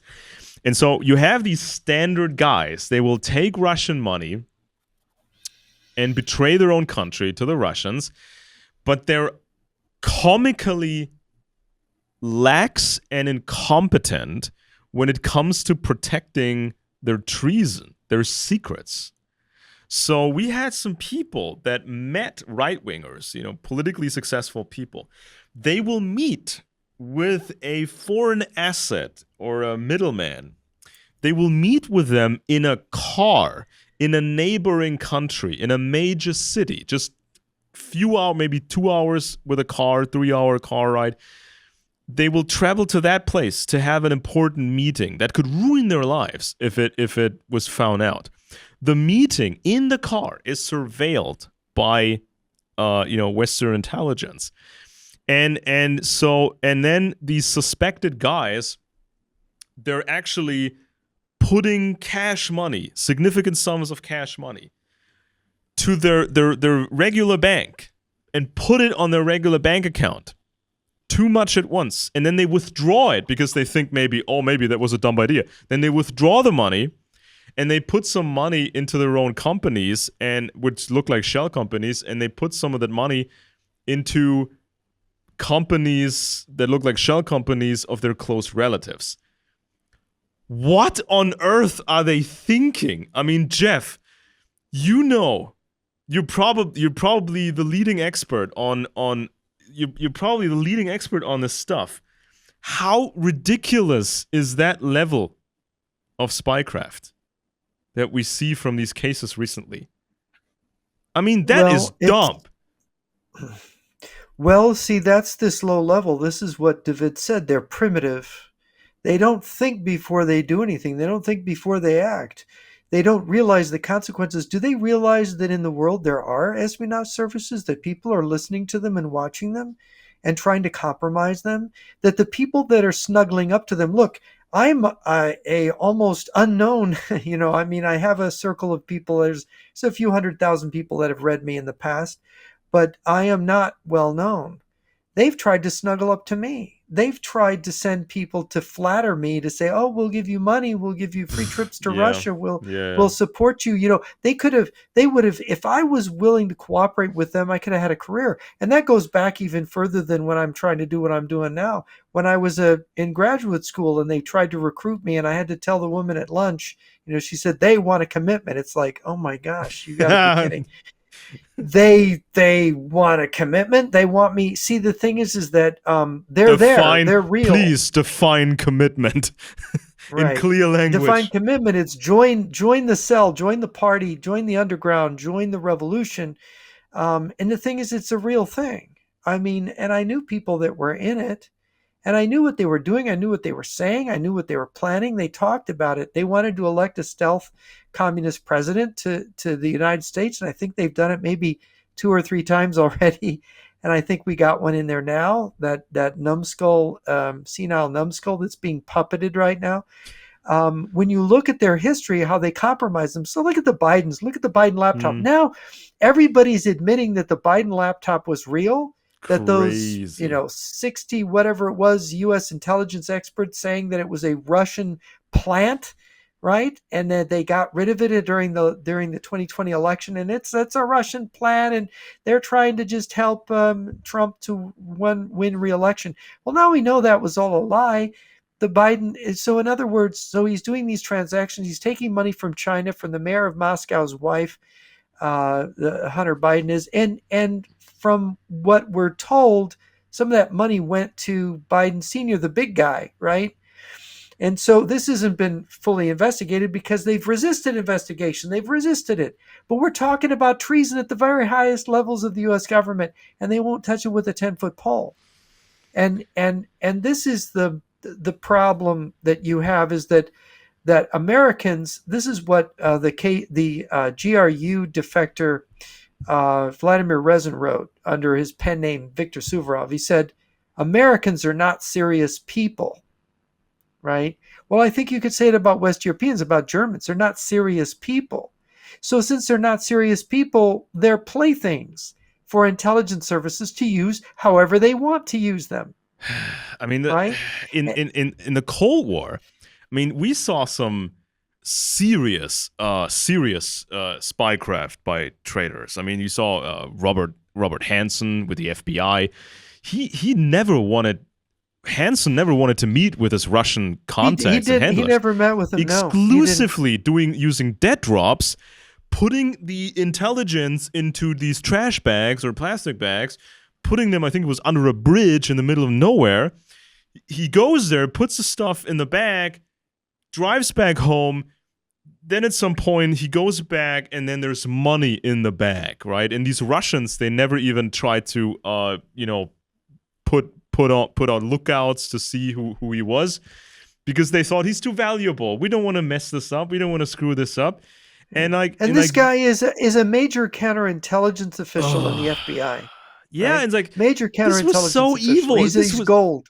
And Yeah. this was so vicious because, I mean, Hansen must have absolutely known what the consequences of his actions were. And by the way, Hansen was a practicing ultra conservative Catholic, right? Who but was a Rush Limbaugh listener, but yet he get this craziness. He hated, his father was a Chicago cop, and he hated his father.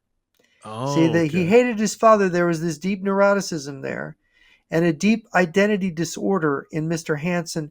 And of course, he did videotaping of him having sex with his wife, and then he would put it on internet sites where you couldn't recognize who they were. But there was a kind of voyeurism, right? There was a weird, that's not voyeurism. That's when you want to Exhibitionism. show exhibitionism. Thank you.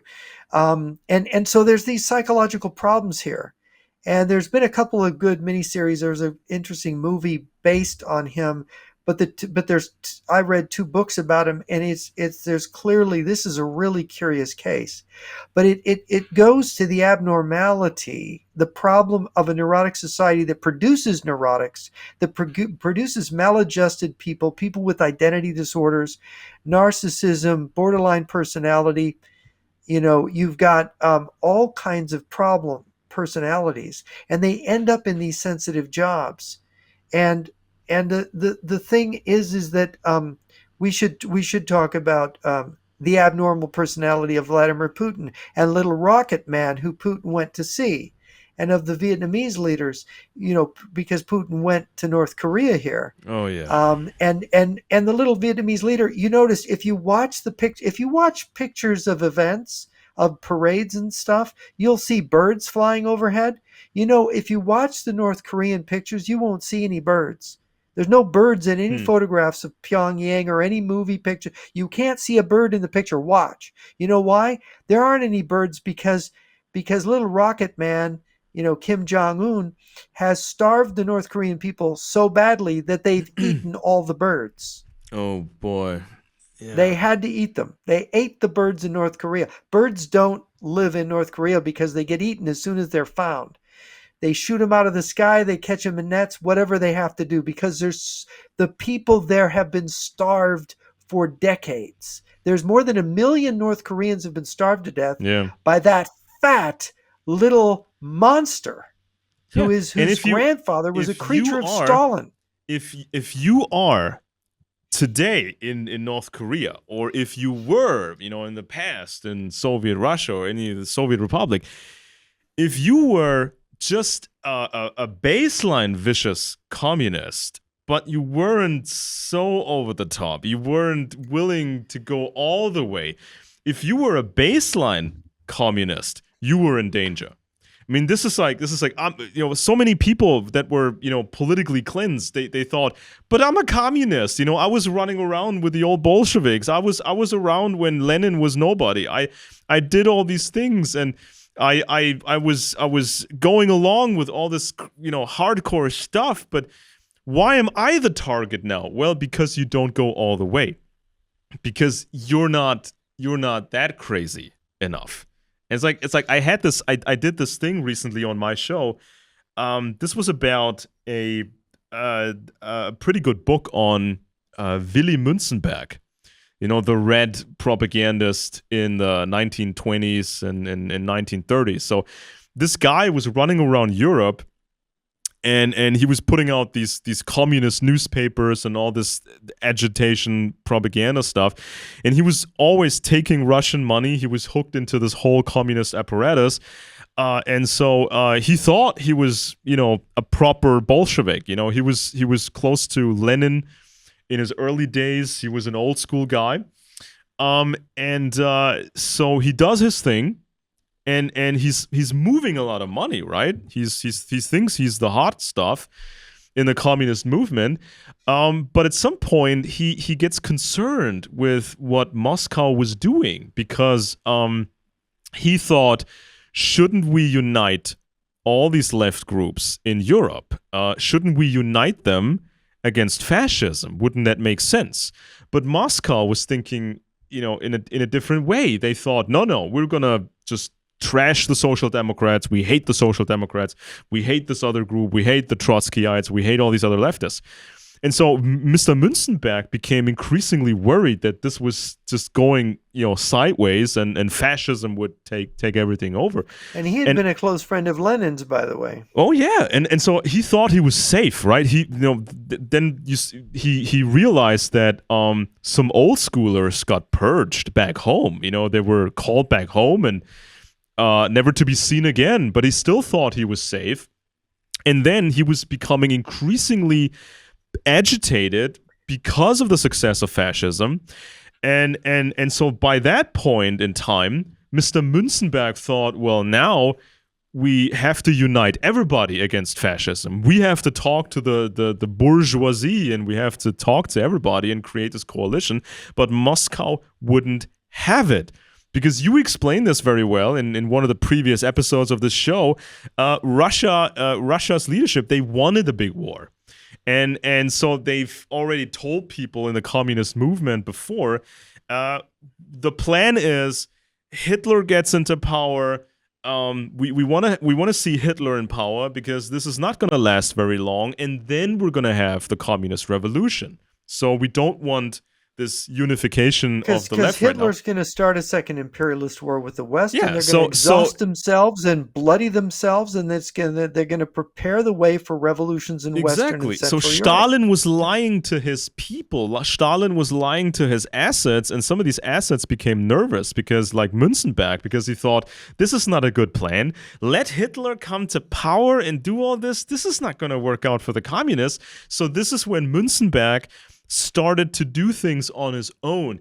He went around Moscow's or behind Moscow's orders and started to do things. Now, of course, Moscow was finding out about that, and they were not happy. So they recalled him multiple times, and he was thinking, "Wait a minute, He wouldn't go because they were going to kill him." And what?" here's what when Stalin was preparing World War II, and you're seeing purges now in China and in Russia of top people. When there's so many people realize that you're going to do something really evil, they start to doubt you and they don't want to follow you anymore. And this is what was happening in the 30s. Before Stalin split Poland with Hitler, he intended it for a long time because in 1938, the year before he was going to do that, he started purging Polish members of the Communist Party Soviet Union. Because there were quite a few Poles that were in the special services. Remember, the Soviet secret police was started by two Polish aristocrats, Felix Dzerzhinsky and Menzinski. And Dzerzhinsky wasn't Russian; he was Polish, and he was the head of the Soviet secret police. So, because Poland was part of the Russian Empire before the revolution, so there were quite a few Poles in the top Bolshevik ranks. And I knew a KGB officer whose grandfather was a Polish special services, a communist, very high up in the party. Stalin had him killed in 1938. Because why? Because he was going to invade Poland, and that might have offended, and he was going to do it together with Hitler, which might have really offended Polish members of the Communist Party. So rather than Stalin risk being assassinated by disgruntled Soviet Polish officials at a high level, he liquidated them in advance, prophylactically. Yeah. This is crazy. And then like this Münzenberg guy was really freaking out, and so he was being called back home, and they said, "Oh, comrade, we want you back home, and we want you to lead a maybe a directorate or a subdivision of the intelligence apparatus. You're going to work on propaganda because that's what you can do best. But we don't want you working in Europe anymore. We want you to work at headquarters, at the center, or what they call it." But Münzenberg wouldn't go. He thought, no, they're gonna either kill me or whatever. So he was in hiding. He told Moscow in these long letters, and he was even putting out stuff publicly, just professing how much he loved communism and how close he was to Lenin and all that stuff. But he was saying, I'm injured or I'm ill. I have to nurse myself back to health somewhere in France. I'm kind of in hiding because, the French fascists are after me, or the French police is after me, the Nazis are after me, but also the Soviets were after him.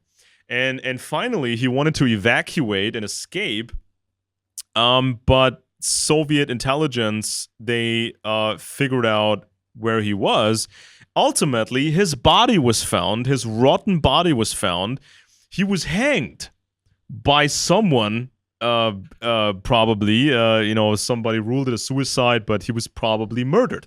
Imagine your comrades, your own people, putting you up and just stringing you up and hanging you, and they just tell you something like, well, it's the orders we got from Moscow, or we think you're a traitor, or he's one of the most famous communists of all time. Has to be done, that's the way it goes. Yeah. This, you sign up for this, so now we're gonna hang you, and have any last words? Here's your last cigarette.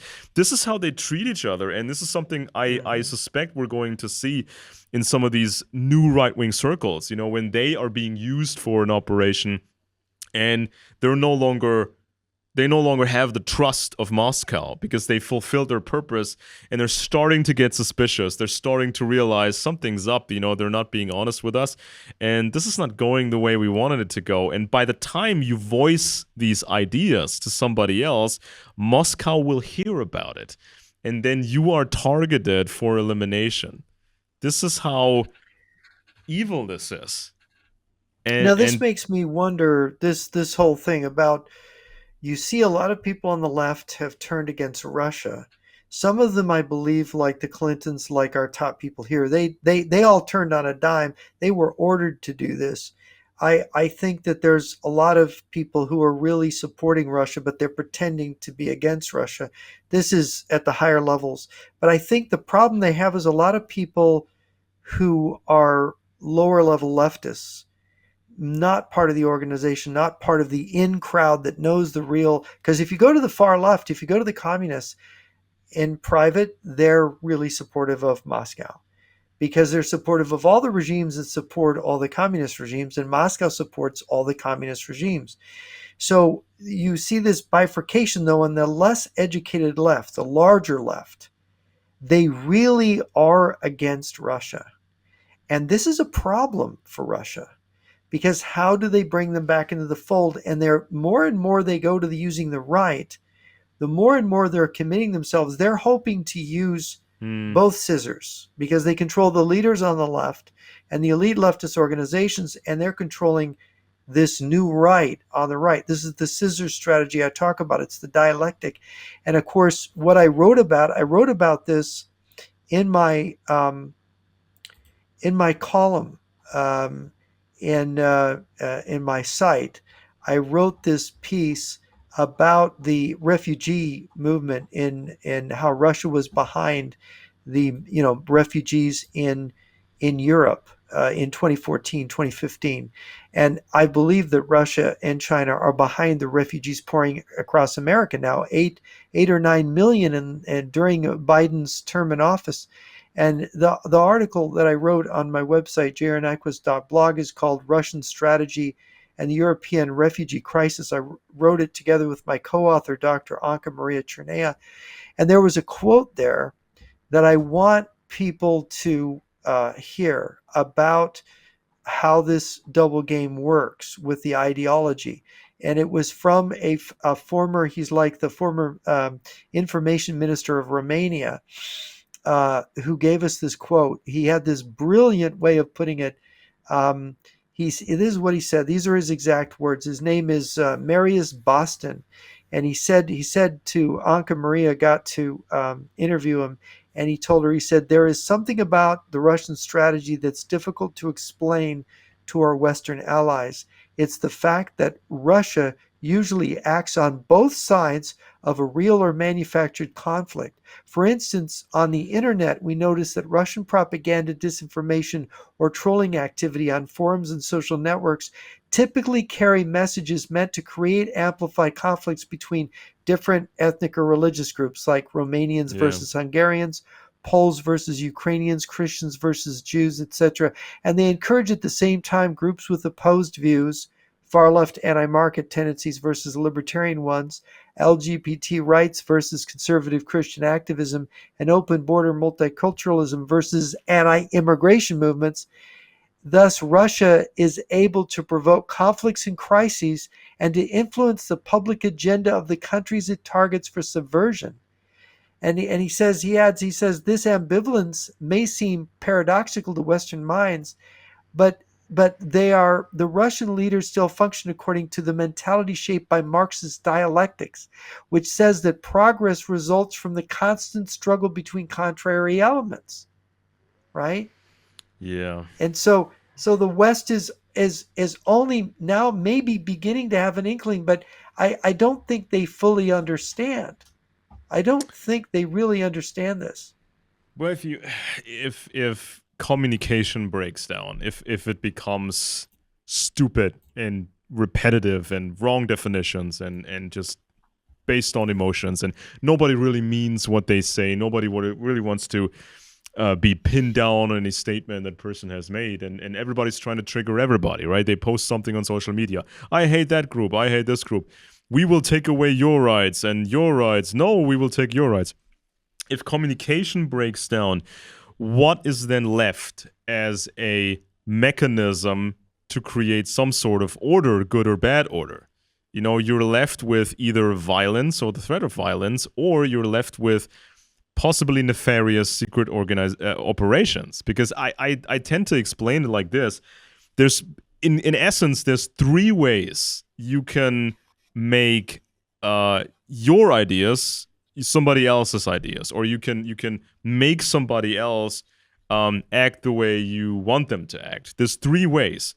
A, talking. This can have many forms, right? B, violence or threat of violence. And C, secret, even very nefarious secret operations. This is it. This is your toolkit, right? So if the talking breaks down, so people no longer really can exchange ideas and come to solutions. If the talking breaks down, you're only left with violence or secret operations. And most people understand very little about secret operations, and they can't really do them on their own. Some may try. They conspire against the government or you know, the law or whatever. We see this a lot in Germany right now when some crazy people, they believe any crazy thing they read on the internet, and they want to create a violent revolutionary cell system, but they get caught, and now we get all the details, and it's really ridiculous. I mean, they were dangerous enough, they were serious enough, but they're wacky, you know, and they're incompetent in many ways. So people want to do secret operations, but they're not good enough to pull them off. And then people who want to commit violence, they're not even professional about that either. You know, people talk about this all the time. Let's have a civil war in America. You know, just squash the left or squash the right and finalize your system of whatever you want to implement. People make these statements, but how competent are they when it comes to the use of violence? Do they understand what it takes to have a civil war? What this entails? Have they enough resources to be in a prolonged campaign of war? So it's like most people are incompetent when it comes to all three of these categories. They're not competent enough yet when it comes to talking to people. They're not competent when it comes to violence, and they're surely not competent when it comes to secret operations, right? So I see people failing all the time in these three categories, and they just go around in circles. Oh, maybe we should try the propaganda thing for a while. Then they get frustrated. They're not getting the results. Oh, maybe we should try violence. They try that, they fail, and then they say, well, maybe we should try something in secret, and they fail, and they try talking again. It's like this insane cycle of failure that's happening. And, you know, this is when I always use that example. This was Timothy McVeigh, you know, with the Oklahoma City bombing. He was a standard truther, and he thought that, well, he has to do a terrorist attack to move things forward, because he thought all the other conspiracy activists are just talking. They're not taking action. And it's the same thing we saw with the famous communist terror groups in Germany in the 60s and the 70s. These commie terrorists, they thought, well, everybody else is just talking. That's lame. That's not going to really change anything. You can't change the system from within. You're going to become part of the system. And we don't like to see these young communists turn into conservatives when they get older. You know, when they have children and they have families and they start to own things and they like owning things. And then these people start to figure out that communism is stupid and you know, other communists are not what they thought they were. We don't like that, so we need terrorism to do things faster, right? I mean, it's just like this gross incompetence when it comes to this activism. And then you have the professionals. That's when you talk about the Russians. That's when you talk about the Chinese. You know, they are laser focused on these types of operations. They know how to talk to you. They know how to use violence. I mean, yeah, they can mess up like in Ukraine, but still, they have a standing army and they have multiple types of weapons. And they're masters at the intelligence game, even when not every secret operation is on the same level. I talked about this recently. You have some of the super moles and the heads of state, who are compromised and work with the eastern countries. That's like the top level operations, very secluded, very expensive. Then you have some of the mid-level stuff. Like this story recently in the Wall Street Journal, there were sleeper agents arrested, a couple of weeks ago in Europe. This is almost a neighboring country. This is almost like to the south of Germany. You can drive there in 2 hours, or maybe from where I am in 4 hours, 4 or 5 hours. You could drive there. And so this was a couple that lived in, I think it was Slovenia, and they get arrested. And then the authorities say, this is not that couple. These two people are Russian agents. They were always Russian agents. Their identity is false. Their businesses are false. They have children, and they semi-recruited their children already. They have been placed here to perform various types of operations. They had cash money, a lot of it hidden in their fridge. They had special devices in their computers to talk to their handlers. So this is like a mid-level operation, right? I mean, this was expensive, and the Russians want them back. They're making offers, hey, can we trade them for, somebody valuable? Mm-hmm. I mean, they will send people in a fake arranged marriage, send them here, and they have children. So they go through all the stuff that normal parents go through: pregnancy, birth, sleepless nights, raising these children, trying to pretend to have a normal life and have friends or whatever. And then these children get older, and you're starting to tell these children, well, there's something special about mommy's work and daddy's work, and the government doesn't like it. So, maybe there may be some trouble for us in the future. We might get arrested, which now happened, and the children are now living in the custody of the state. Your own children are now living with the state, and you rot in a prison. And by the way, the only thing their neighbors noticed is that they don't have normal trash pickup. The husband takes the trash, puts it in the trunk of his car, and takes it out and burns it somewhere. Right? Oh no! Yeah, you don't want anyone going through their trash and finding out what they might be doing in secret in their house by looking through their god! trash. Yeah, and it's like they used a lot of resources for that operation. I mean, they spent money on that, serious money, but it's like, I know, I mean... But you see, the question is, what were they doing in Slovenia? What was their mission? What was so important in Slovenia, right? Ask yourself that question. As far as we can tell, and of course the press is not giving us a full picture because, the intelligence agencies, the governments, they won't give us, of course, the full information. What we can tell is that these people are... gophers. They have to do everything they're ordered to do. So do they slip into Italy or Germany? Yeah, exactly. Or Austria, exactly. And they perform missions. They serve as agents. Exactly. They serve as dead drops. That's what we're being told. They were moving around Europe because it's very, Germany is very close, Italy is very close, everything's very close because Europe isn't that large to begin with. So they were moving they around. Could be servicing a member of parliament or of. Sure. And this is how they got caught. Actually, this is apparently how they got caught because somebody received a tip. So the Slovenian intelligence receives a tip. Somebody, maybe the Brits, maybe the Americans, we don't know. Somebody tells the Slovenian officers, well, you may want to look at this couple here. There may be something there. And so then they overlay the travel pattern of this couple. They overlay it with the travel patterns of other suspected people or confirmed assets. And so when you have a certain match, it's, there's something there because there couldn't be a coincidence or a series of coincidences like this. And so then they start looking into this couple and they find out this company was a sham, and nothing about them is real. They background checked them.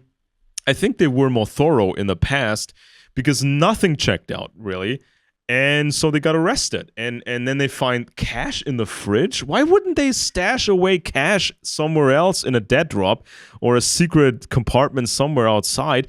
And why did they have special communication devices, Russian special devices built into their computers to talk to their handlers from home? Since when would you talk to a handler from home? I mean, you would set up a meeting, right? I mean, it's like, How did they get caught? well, Do we know how they were caught? the press says there was a tip-off. Then the travel was analyzed, the travel patterns. Then there was a background check. Everything turned out to be fake, and that's when the arrest was made. And the Russians basically said that, yeah, there are guys. Obviously, we want them back. You have some trade in mind? Can we trade them quickly for Yeah, somebody? yeah, because they wanted them back as soon as possible so that they couldn't be interrogated and tortured and made to give information. Because who knows how many dead drops they serviced, or they might be able to figure out who the spies were they were servicing. Because all these really high level spies in government in these European countries need to have somebody like them that goes and passes them messages at a dead drop or gets information from them, because it's too dangerous for people like that to meet openly with Russian intelligence Yeah, handlers. They'd have to go on a vacation to a country aligned with Russia in order to meet with such people, when they could control the environment where they weren't observed by Western intelligence. But yeah, it's but isn't do you don't you no, it's think a very it's a serious little don't problem. I Yeah. mean I love to get your opinion on this. Like, don't you think it's a bit strange that Russia would allow them or instruct them to stash large amounts of cash in a secret compartment in the refrigerator and allow No, them to contact handlers from home? because the thing is that if you have refrigerators have compartments in them, and it's very easy to place something in a refrigerator that's meant for that refrigerator, that can block off a shelf and be like, a locked container that looks like it's maybe part of the refrigerator wall, so you could then hide money in it. You could do that. You could have a hiding place. You could have something designed for a refrigerator. So, but you have to have the money where you can find it, where nobody's going to steal it. Nobody goes into a house to rob and looks in the refrigerator for Refrigerator. money. Yeah. But the Nobody's, I mean, what talking if they, yeah, but I mean the talking to your handlers from home, from the convenience of your home, sit well, using if you your have laptop. something that can, if you have a foolproof, Ugh. coding system, piece Yeah, of if it is software. foolproof, but we don't know if it's Yeah. foolproof. We don't know if the Well, if Americans it's can only trace that. used, if, yeah, well, I would guess probably not. They probably can't be. It's probably disguised as something else. They maybe log on to one of these gaming sites and they seem to be playing a game. Well, who's going to monitor all of Yeah. the coded traffic in a game where people are moving sprites around and pretending to steal cars or whatever they do in a video game? I mean, there's not enough processing capacity in the whole CIA or NSA to look at all that stuff and find the secret messages amongst the noise. I don't think they can do that I yet. mean, it does sound convenient, right? I mean, back in the old days, in the Cold War especially, I mean, just you had to set up a meeting. You had to signal, I need a meeting. Could be an innocuous looking chalk mark somewhere, piece of tape, anything that looks like nothing. You signal to your people that you need a meeting, you have something special, or you want something really urgently.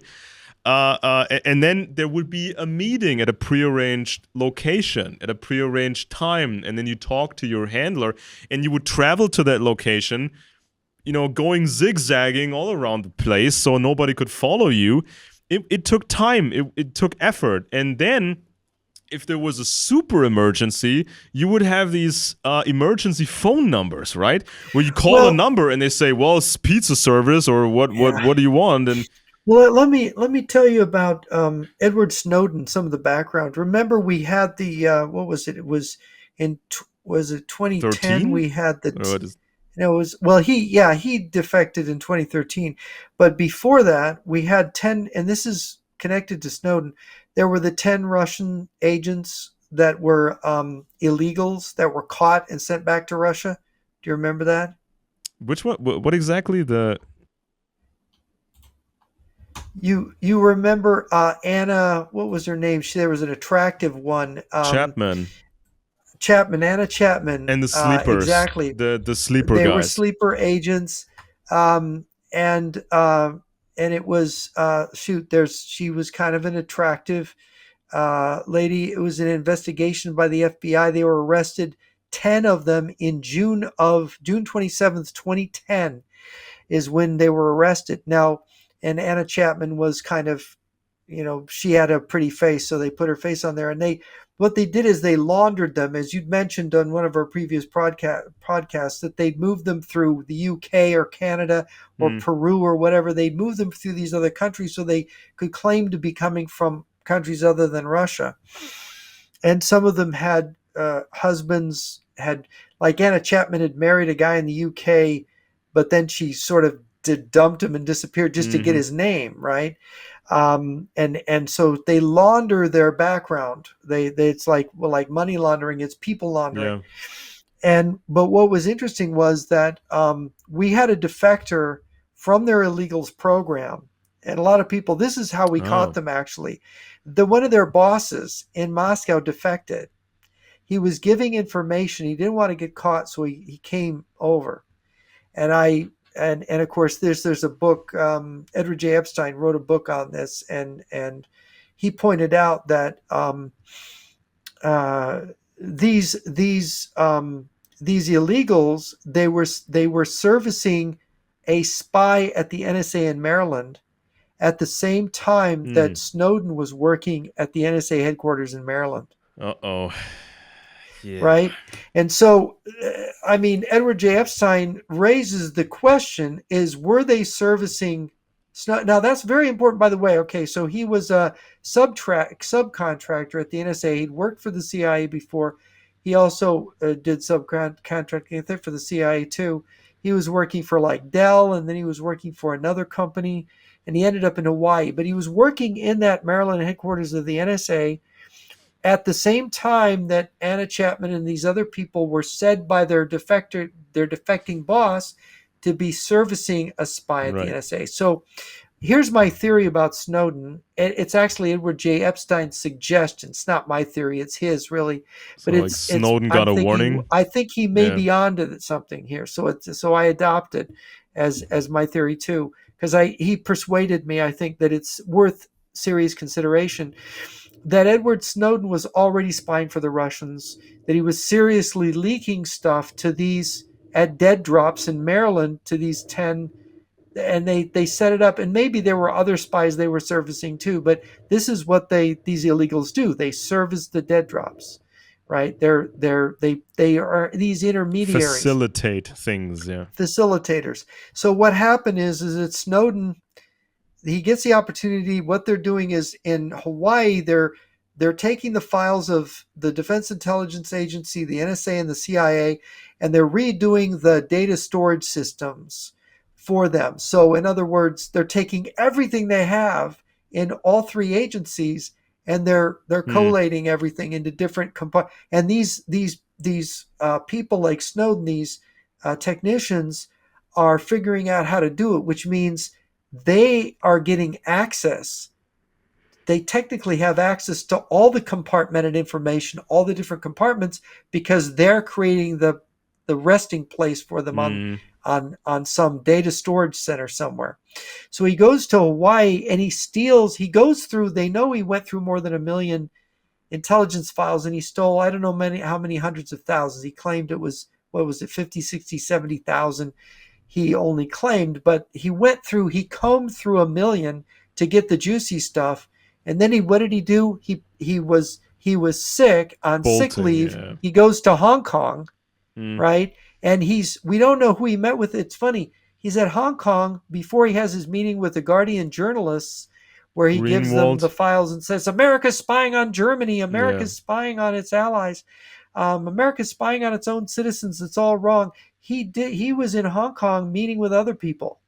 We don't even know who. Yeah, I Was it remember Chinese? that. Was it Russian? I Right? and so when I And then he flew from Hong Kong to Russia, exactly. and he claimed he was going to South America, but he just got stuck in Russia. And the Russians, of course, they kept him safe because he didn't have anything for them. Of course not. I But it was ridiculous. I remember when I was, reading the books at the time about the case, and I was looking at, uh, Snowden's life, right? Like the descriptions about his life, and there was some red flags, some stuff that just didn't really, Oh yeah. sit right with me. It was something like, he told a story of how he didn't like school. He wanted to play his video games, and so he claimed he was sick. He was so weak and frail he could not attend school, and he was halfway dying or something. And so his mother, I think it was, she actually got him out of school, so he was no longer required to do schoolwork and attend school, so he could play his video games. And Yeah, he's then at the originally from same North time, Carolina, from a divorced. His mom and dad divorced. oh, okay. And so, Yeah. but at the same time, he was into martial arts. He wanted to be a martial artist of some sort. I remember something about that. And then he wanted to be, I think, a super soldier. This was his dream. He wanted to Yeah. be a special forces soldier, if I He went remember into the correctly. he went into the U.S. military, went into the Ugh. army, and he basically washed out of special forces training. Now, in the HBO documentary, tries to glorify him as this wonderful whistleblower when he's just a dirty spy. When you actually, if you go through Edward J. Epstein's carefully researched book on Snowden, you see he's a dirty spy. But what he wanted to do is launder his reputation by this claim of being a whistleblower, which served the Russians So, because it's this anti-American yeah. propaganda that So Snowden is basically, putting out. because I haven't seen that book yet. So is it the idea is these sleepers get arrested. So then there's Right, and that cut Snowden off from being able to feed more to the Russians. So they so decided, well, why don't you they suspect you, they're on you. See, imagine the guy the guy that's in charge of the illegals defects to the US. He knows the yeah. illegals are servicing a guy at the NSA. How much does he know about the guy at the NSA? The guy at the NSA is being hunted. So Snowden So was being so hunted. he had to So be that's why they he had to had to bring him be home. exfiltrated, or he had to Right? exfiltrate himself one way or the other. Yeah. So why not create this narrative around it, this alternative narrative that he saw the evils of Exactly. the surveillance state, blah blah blah. And this is why he did Exactly. this, to clean his conscience or whatever. And because there was I remember some bits about him talking like a regular guy would talk in that line of work. It's like he would say things about surveillance work to his colleagues, and then he turned magically into this whistleblower hero. And also, Right. when you work in this environment as an intelligence person, or an administrator, IT guy of some sort, right? When you handle classified data, when you see things, I mean, this is what you sign up for, right? This is like, you sign up for this. You shouldn't be surprised. Some things may be surprising to you, but Yeah. this is what you sign up for. And so it's like, I didn't buy that for a minute, that he would be so Yeah. shocked at the NSA having the capability of, reading terrorists' mails and breaking into terrorists' Well, computers, and he well oh my god, he was. they Yeah. listen to the phone of Chancellor Angela Merkel. Of course they're reading or listening to the phone of Merkel. Yeah, Why would they not she's a read the suspect. Yeah, Why so they would they should be not do listening to her. this? Why would they not Former do this?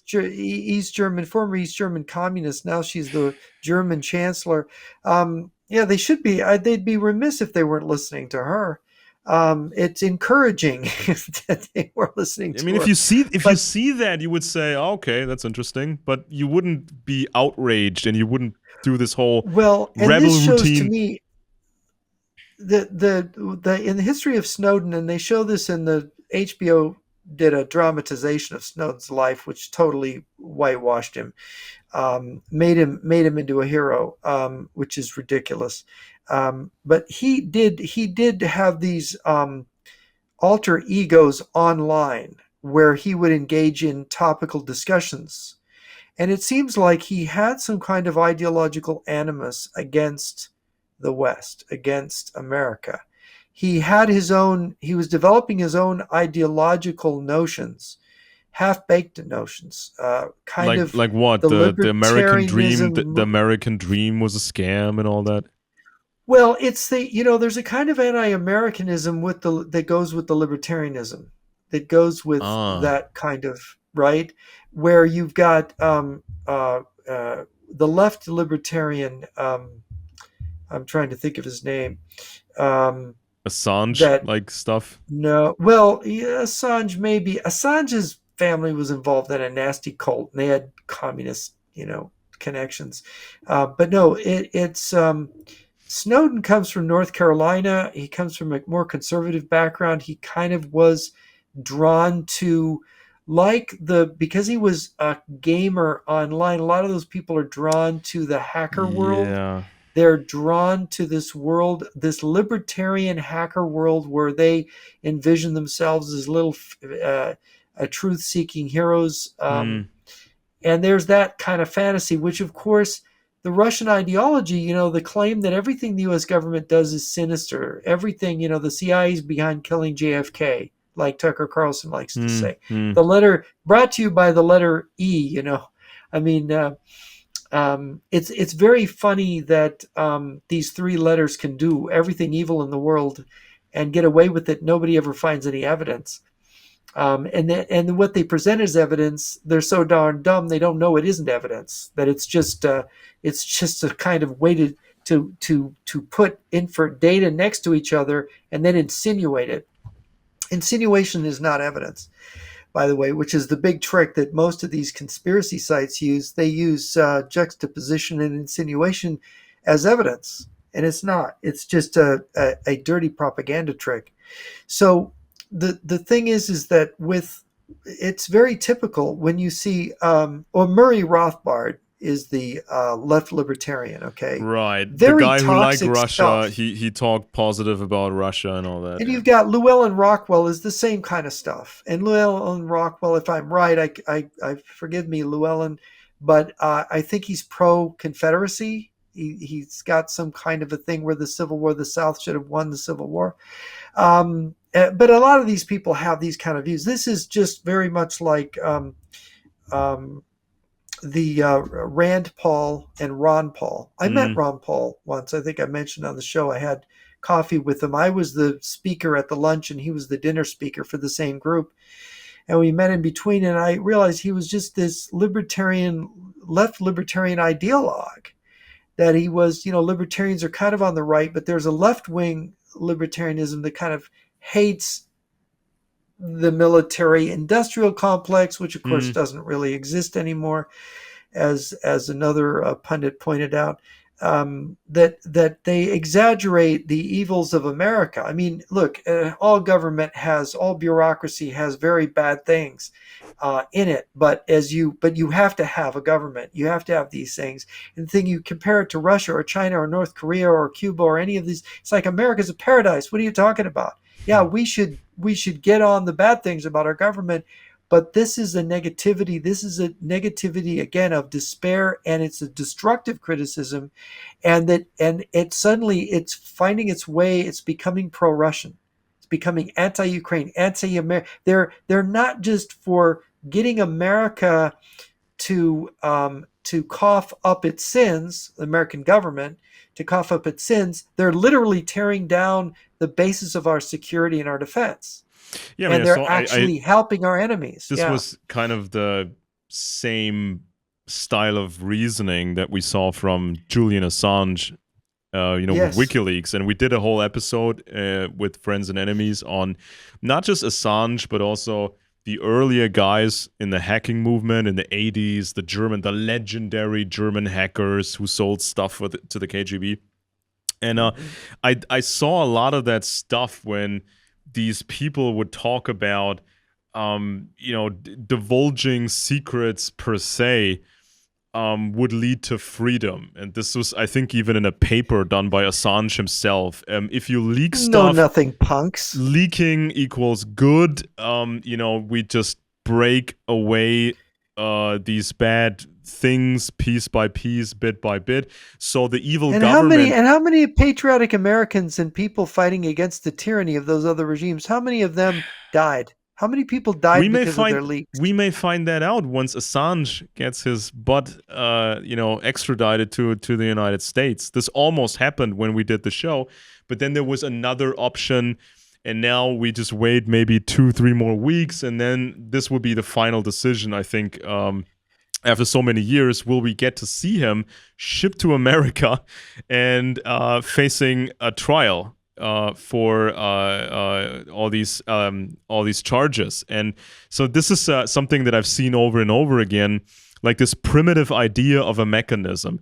If we leak something, it makes things better, but you have to be really aware of what you're leaking, how you're doing this, because I mean, you're supposed to hunt moles. You're supposed to hunt certain, chase down bad secrets, but you have to know what you're doing. And you cannot have baseline espionage masquerading as sort of whistleblowing and use this Well, data the thing laundering is and that say, who are you? I mean, there's two questions here.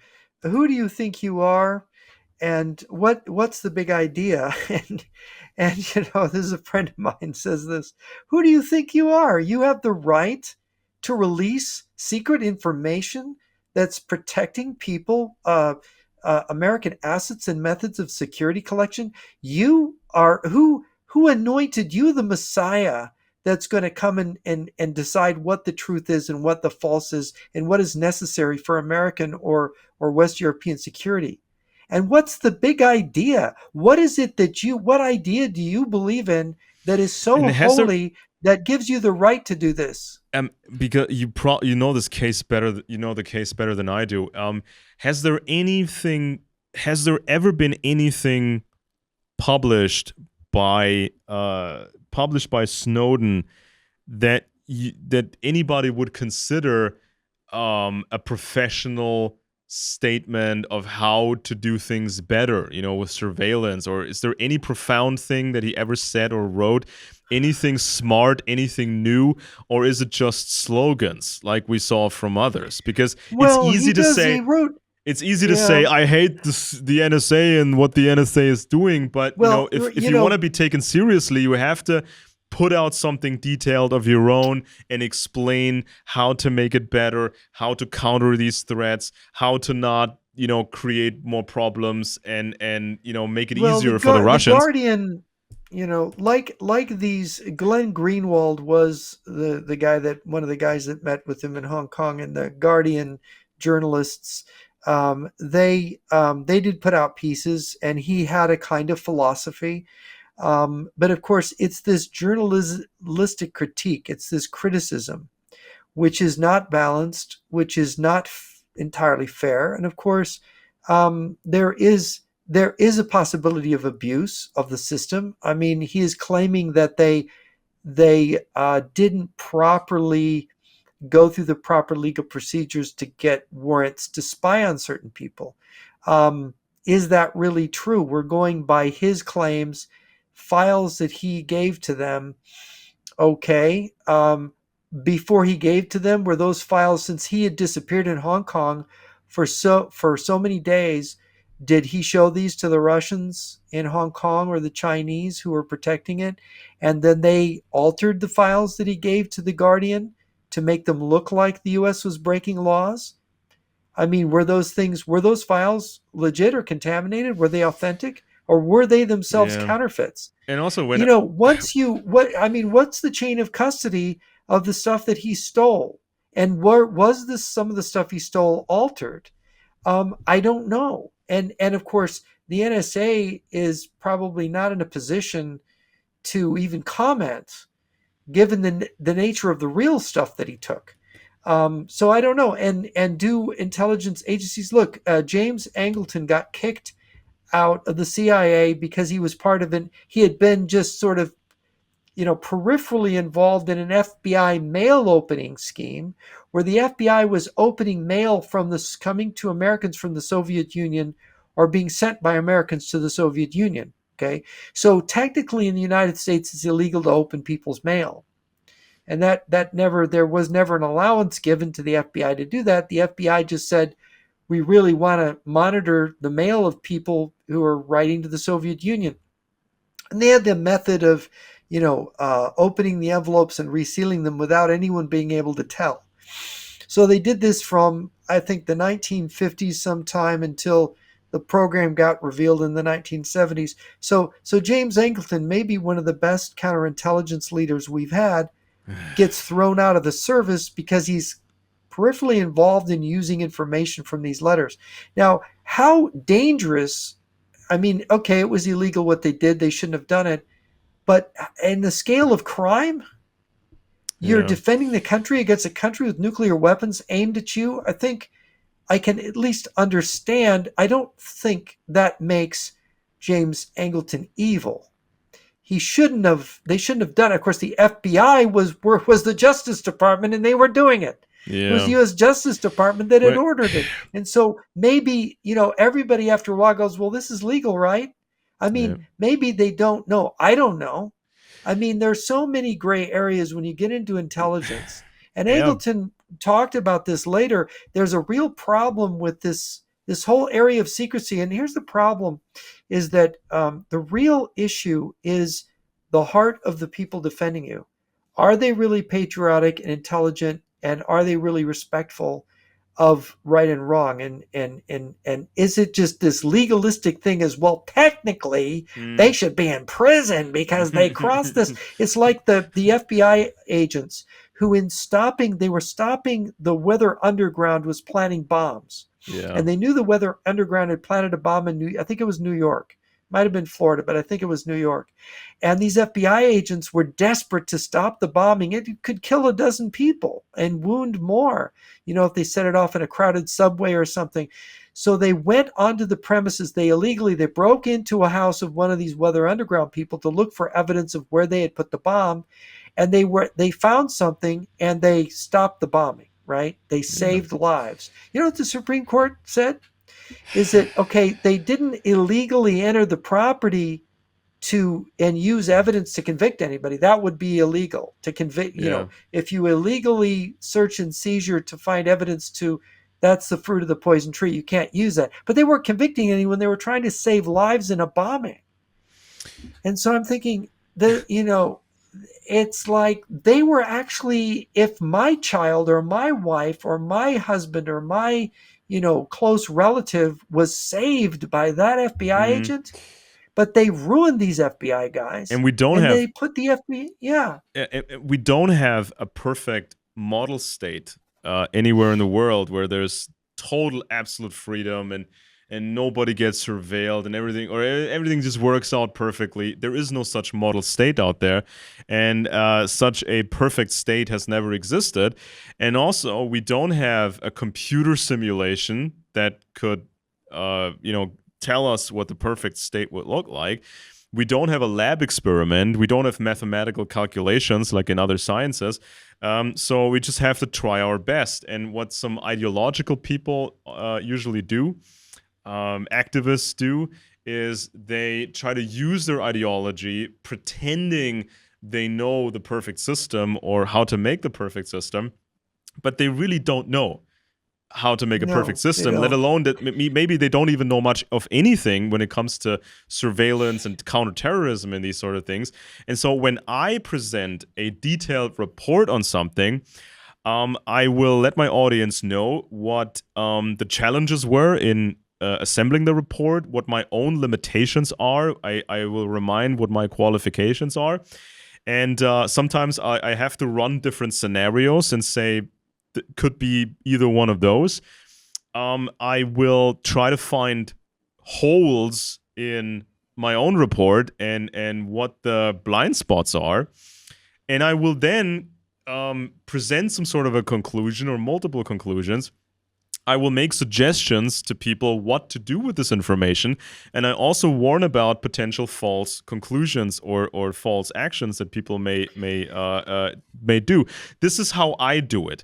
When I look at some stuff that's been done by, what was it, Greenwald with the Snowden thing or the Assange case or other cases, I don't see that level of professionalism. I see a sensation. I don't see them assessing the risk of what Well, they're doing for let really. me And use an analogy about what they're doing in their journalism. And the analogy is go back to this business of laws. It used to be in this country before the 1970s that if they looked the other way when a law was broken, it was a law that was broken to defend the country, right? yeah, They broke the law to defend the country against our lethal enemies. Today, now, it's the exact opposite. The government looks the other way when a law is broken to enable terrorists, enemies, and spies and saboteurs entering the country. They don't enforce the laws of the border. Won't use the word illegal immigrant, even though they come here illegally. They're allowing 1,000 Chinese, military age men a day to cross the border, saying, "Oh, well, they're just, they're not draftees, and from China, they're avoiding the draft in China, whatever." I mean, so when it used to be, they broke the law. Our officials broke the law to protect us from our enemies. yeah, They now break the law to enable our enemies to get at us. And so when you go to Glenn Greenwald and some of these left-wing journalists, they are where they should be respecting the idea of defending the West and defending their countries. They're actually disabling that defense in the name of truth. When the truth used to be, well, we don't want to tell certain truths because it's going to hurt our security. It's like we're going to tell these truths because they hurt our security. You see, this is the way everything has been flipped on us. yeah. And like this Does this this make sense? this guy Julian Assange, Assange didn't even uh, bother or dare to put out a detailed analysis of what he was doing. The material that he got and handed over to these newspapers in a somewhat censored form. So he would let the documents speak for themselves, which of course they can't. And it's like, what individual out there is going to read hundreds of thousands of Iraq war and Afghanistan war field reports? He could have written a piece, let's say 20,000 words. That would be not even appropriate, but better than nothing. He could have written 20,000 words or 30,000 words on this, what he thinks it means, what the problems are of the material that he leaked, what his conclusions are, what his warnings are. He could have written a detailed piece, right? Or just co-write it with other people under his leadership. But as far as I remember, he didn't do that. He talked in interviews. He would go on media and say, "I want to stop these wars. I'm the hero." And then when he gets asked specific tough questions, he would get himself into more trouble because some people said, "Well, what if people die because of these leaks? What if some collaborators of the Americans or other forces? What if some?" And by the way, the leaking is illegal. Yeah, It's illegal. It's against the law. So what happens if these? What So it's happens if a okay to poor break the law Afghani if you're dies? leaking and hurting the government's security, but it's not okay to break the law to enhance the security of the country. Yeah, but Right? and what, Mr. Assange? What if some poor guy in Afghanistan gets killed and his family gets killed by the Taliban or whatever? What if these people get killed because your leaks expose the identity of that informant in Afghanistan? Yes. And then Assange said something like, "Well, it's just what it is." It's like, why would he be an informer in the first place? He made that choice. La la la. Oh, And good grief. these statements will come back to haunt him because so far, the U.S. government wouldn't exactly say what the fallout was of his leaks. There were some statements, but I don't think they're full statements yet. And by the time Assange gets his butt shipped over to America to face a proper trial, I think during the trial, we will get to see more information about what his stuff actually cost. So people supported this guy for so many years without even knowing what the fallout truly was. And some intelligence professionals have commented on this, and they've said that, well, when he leaked this, what was it, the Vault 7 stuff, some of these hacking tools of the CIA that were used for anti-terrorism or something. When Assange was involved in this or the other thing, this made terrorists all over the world change their tactics, and they were using different tools. What's the Yeah. fallout from that? What's the Yeah, result of it's that? serious. It's serious fallout. Anyway, Ugh. Alex, we're at the end of our time. I want to thank everybody for joining us. I'm Jeff Nyquist. I've been with Alex Benesch. This is Friends and Enemies, and we've been roaming over the difficulties of the intelligence world today and analyzing the sociology of it. So I thank you for joining us, and I hope you'll join me next week at the same time.